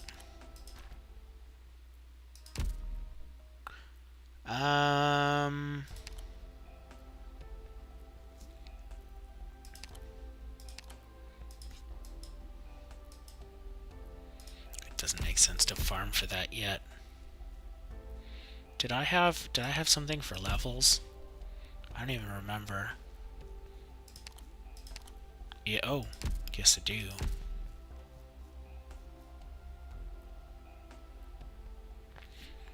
Fang was basically fine. Shaw, if we have her on that ground tile, would have to be a higher level, but we're going to put her on that range tile, and she's not even going to need a healer. But we are going to need probably some more levels, just a general overall improvement on everyone. But with the event going on, it really kind of sucks to farm for that. Let me see. Did I get any whatchamacallit? Oh, I don't even have an operator to make it. I can make one of these, but that's not enough to do anything with. Concrete light building. So I need, but they want me to build one of these. If this will get me the mission completion. ここが召喚の居宅ですね。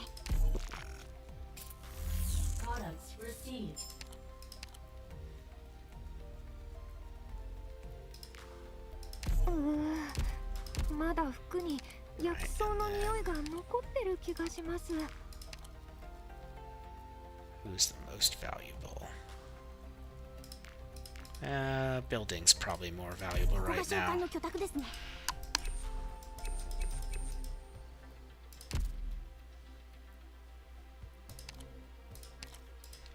And then yeah, just have one of those. I could like upgrade a dorm, but I kind of want to save those for clearing this out because I'll need a bunch of those basic blocks when this is unlocked. I don't want to waste it on dorms. That probably means burn it here. Holy crap. Yato.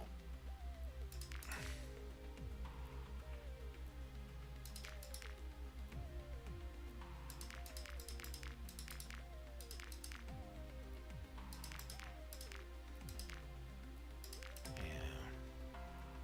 この部屋 Do に that は for now. お主に降りかかる薬剤が潜んでおるように見える。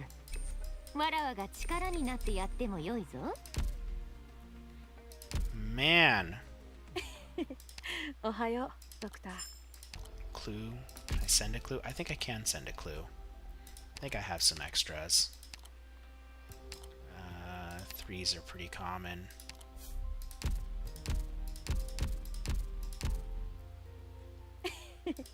Oh, おはよう、ドクター。 Hell yeah. Oh! But it's just one. So we can do cruise. We can do cruise with that. 2 support units in the friends page. We have to upgrade our office for that. So I guess that's worth doing because we get 5 of these.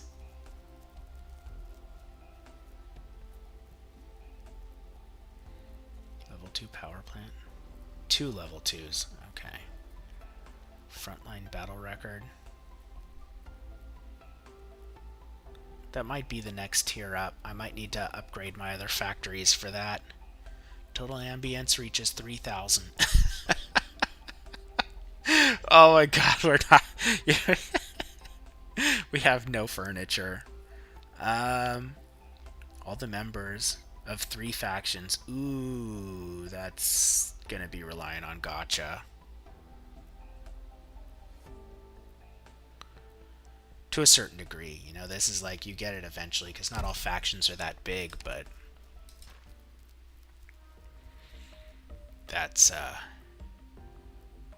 oh snap. I can't get this though. Dang.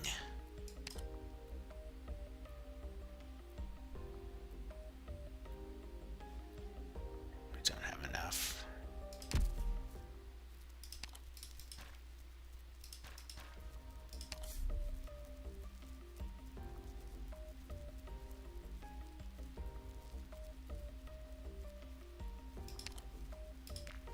I've got like a lot of I somehow have like a lot of LMD right now. I just bought a lot of experience. This could be spicy. Let's start at the bottom.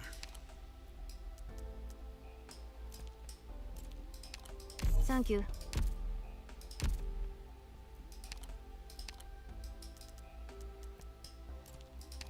なるほど。本当に役に立つ知識ばかりです。ドクター、ご指導いただきありがとうございます。私が迷惑になっていなければいいのですが。 Cruise skill. That we'll get from a pin board.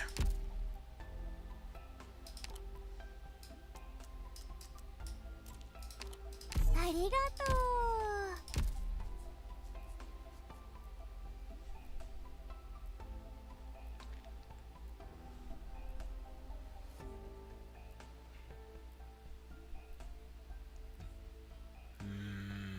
Mouse might actually be useful in that annihilation. Maybe it like, I don't know. I have to think about where to place people.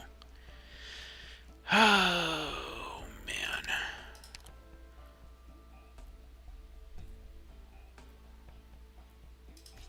These I can get. These I can technically get, but are annoying to farm. It's so inconvenient, but we want skill 1 anyways next time we go in there.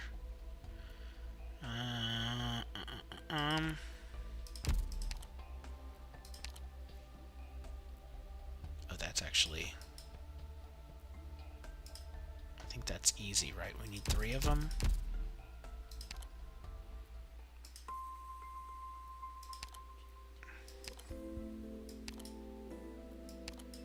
I would have to craft it. Is there a stage? I feel like there's... Oh, not quite.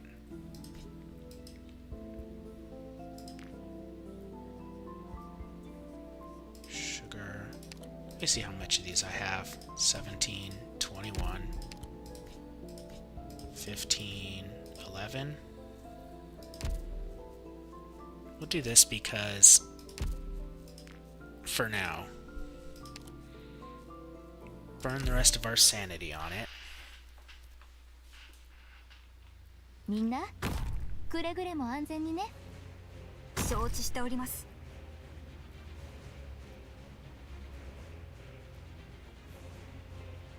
これが貫く。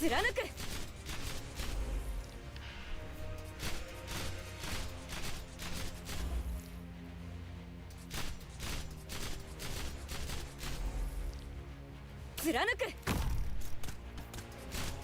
ここだよ。持ちこたえてください。貫く。弓を引いて狙いを定めて放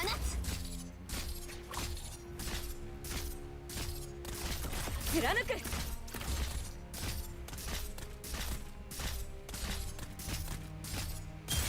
ここにいたのね。みんな私に続け。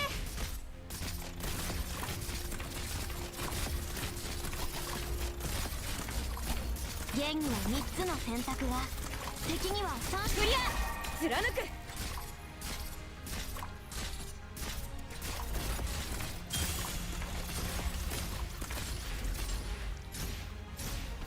弦には3つの選択が。みんな私に続け。敵を発見。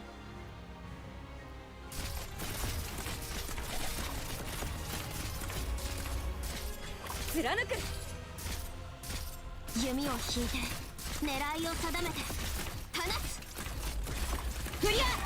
ほらしっかり。貫く。弓を引いて狙いを定めて放つ。オーキッド配置。みんな私に続け。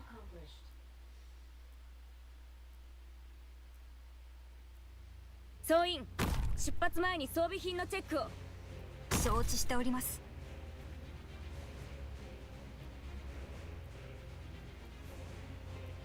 怖くはない。貫く。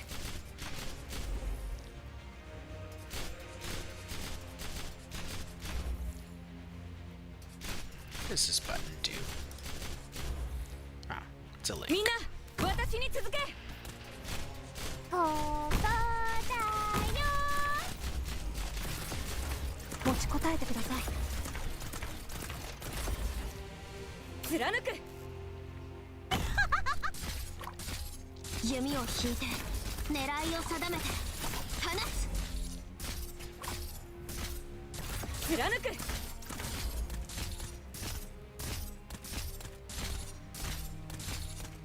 ここにいたのね。みんな私に続け。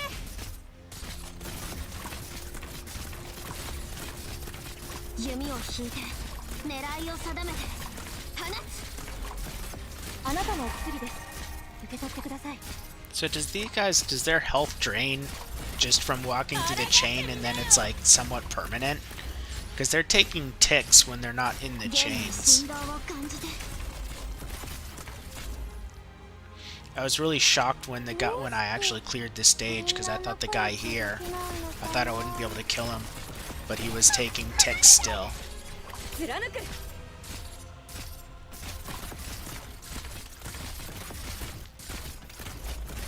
あなたのお薬です。使用確かに。現には3つの選択。貫く。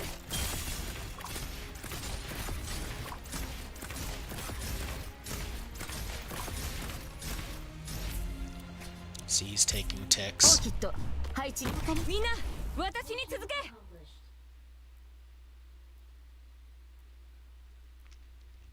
みんなくれぐれも安全にね。ここを死守します。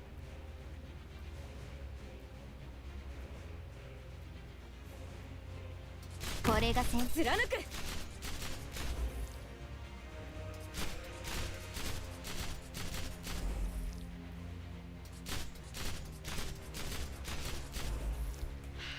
みんな私に続け。 It'd be nice if I had something to talk about, just like farming. This is why I did some of the farming off stream. But I don't really want to end a stream while I still have a bunch of sanity on the new player account. I feel like that's a bit of a... Because I think the whole point of not having the chopped down version is if people want to see, you know, anything in context, the long version, you know, the failures, you know, any parts where I mess up. I remember when I was a competitive World of Warship, or I guess it was before that.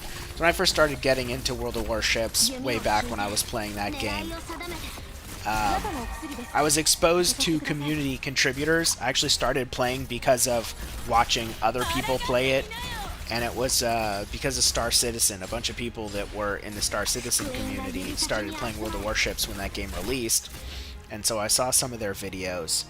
And then I was like, well, you know, who knows when this game's going to come out. It could be years, so, you know, I need to find something to scratch the itch of shooting guns and ships and all that. So I decided to start playing it, and I got really into it. But I was kind of familiar a bit more with the meta than normally a new player would. It doesn't mean I was necessarily like good right off the bat, but I became quite good at that game. I'm getting distracted. Where was I even going with that? There's a reason I was bringing that up.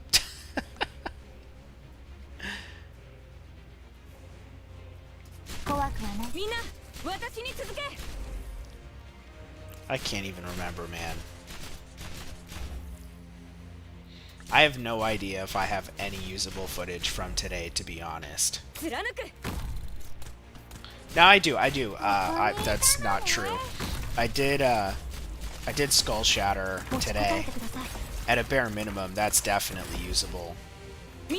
Because we were on the edge there, and that was throwing level 1s into the squad, just meat shields. Meat shields is a viable endgame tactic. It's just usually your meat shields are shinier by the time you have like a really well-built account. But newbie accounts, valuable tactic that a new player is... They might think of it on their own, but it's not necessarily something they're gonna come up with by default. Like, I wouldn't imagine most people are gonna think this operator I put almost no attributes into, or like I need to, you know, I have all these better operators. Why would I put anything into Noir Corn, for instance, or something like that? Those are thoughts that, you know, seem logical for new players to have. And so if you hit a wall, the obvious conclusion is, you know, just go farm, raise my stats. There's no way to get past this. I'm getting hard checked, which is true. You know, you are getting hard stat checked, but that doesn't mean that there is no creative way to get past that. So obviously we had given myself a little bit more window with the levels and skills and stuff. We're still struggling a bit, like Lapland was just dying.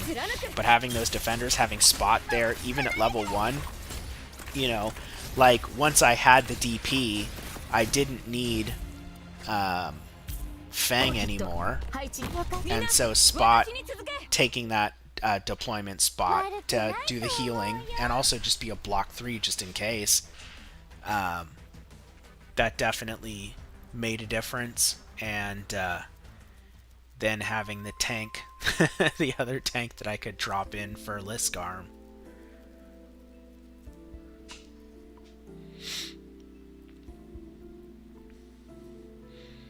And I still have enough for another. I could farm this stage. Oh, this is... Oh, man, I should have farmed this. Oh, no. I should have farmed this instead of that other stage.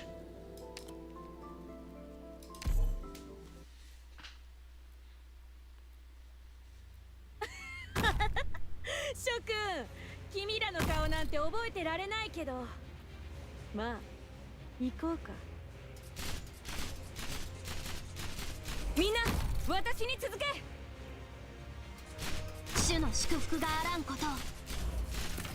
弓を引いて狙いを定めて放つ。みんな、私に続け。悪くない位置取りだね。警戒現には3つの選択が、敵には3種の。みんな、私に続け。わかりました。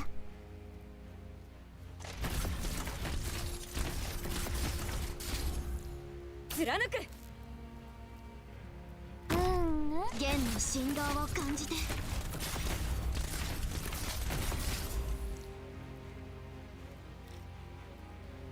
貫く。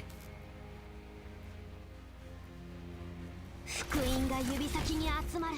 Does something happen to these guys' shields when they land? Oh, it falls off. There is like a visual representation of their armor reducing.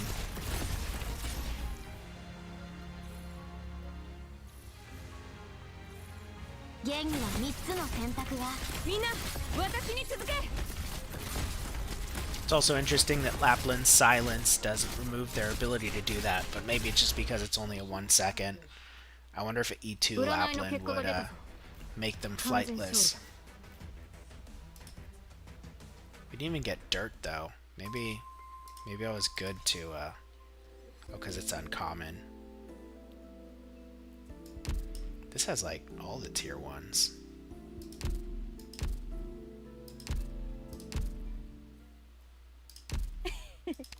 Ohayo, Doctor.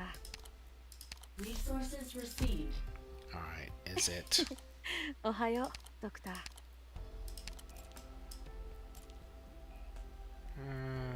Seems like over-investing, but actually we don't really want to push anyone past 50 until we're going for E2 anyways. But I guess I don't have to spend any more sanity. I don't have to level up anyone right now. I can do that when I come back to this account. Am I going to do anything? I think I've streamed long enough, to be honest. I was thinking of switching over to the other account today, but again, I didn't think this one would take so long. I end up having to think so hard about stuff because I'm trying to think of like the optimal path with the limited power that I have available to me. I want to look at like the next stage here. I want to figure out how viable is this, because I think we can do it. As we farm this event, we'll get materials to level up reasonably rapidly, and there's even the possibility maybe that we can E2 like... Who would I E2 first? Would it be Lapland?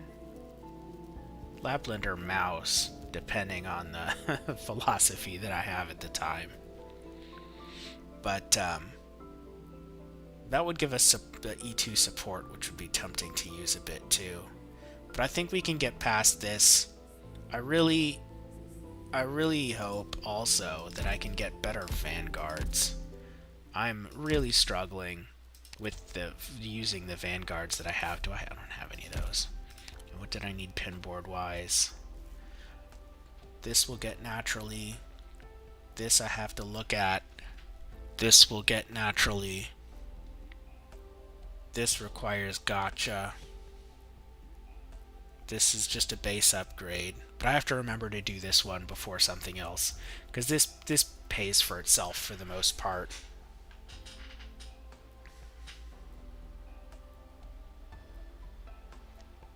That'll happen naturally, but it's... actually, I'm not that far away from this. I'll get a furniture set, and we can buy stuff from the shop as well, but we kind of have to split it between the two dorms probably to hit 3,000. Actually, it might not even be possible, because it will probably cap out at 2,000. I need the third floor. At any rate, these don't necessarily hard lock us, but it might take a week to get past this page. I'm not sure.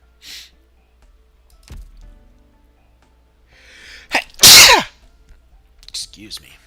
もし復讐なんてしに来る All 奴 right. がいたら Well, 躊躇せず I don't think I'm going to push further in here. We'll get another level next time as well. That'll give us some 殺すのに理 sanity. 由なんていらないんだ But I'm not sure if we'll do anything besides really like farm this event, because it doesn't make sense to push deeper into the story.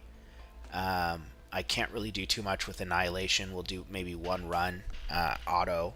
It's 2 seconds, burn up some sanity or whatnot, just for the Arundum.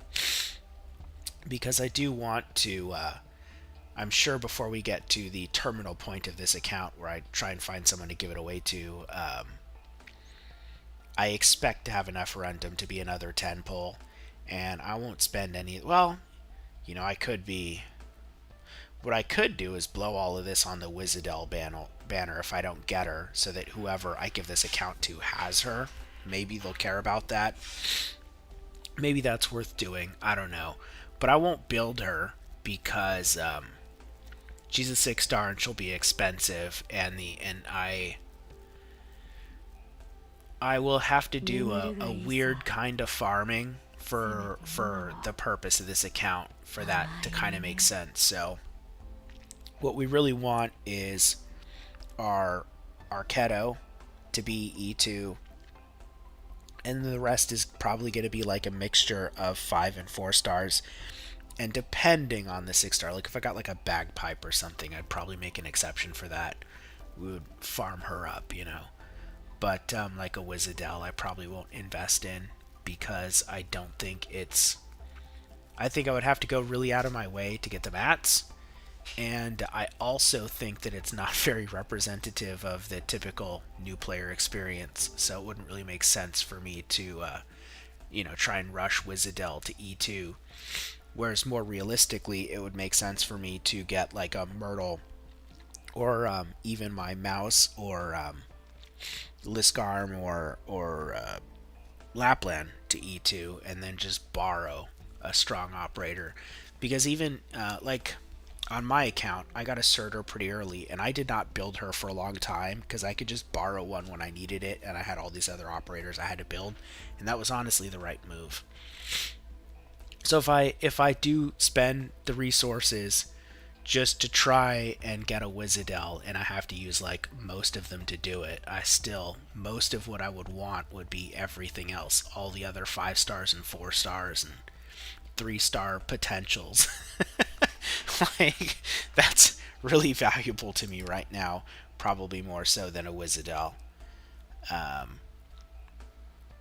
Like, what would be super helpful is Mouse potentials to lower her cost and just make her a bit stronger. And Perfumer potentials for the same thing.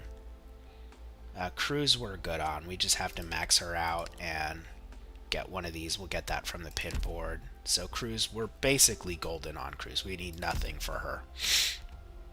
We'll get her pretty peak.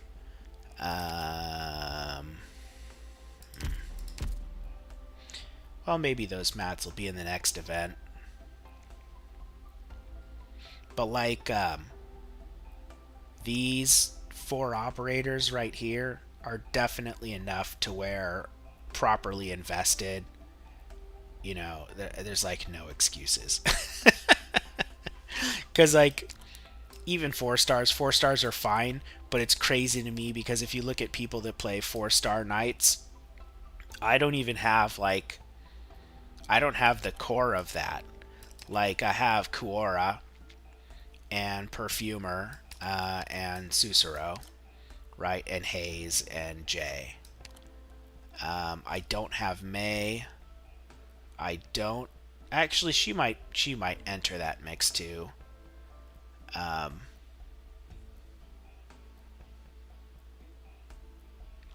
don't have May. I don't have. There was somebody really important I was thinking of in my mind, and then it just went blank. Oh, a Cutter. Cutter is like well known as one of the best 4 stars.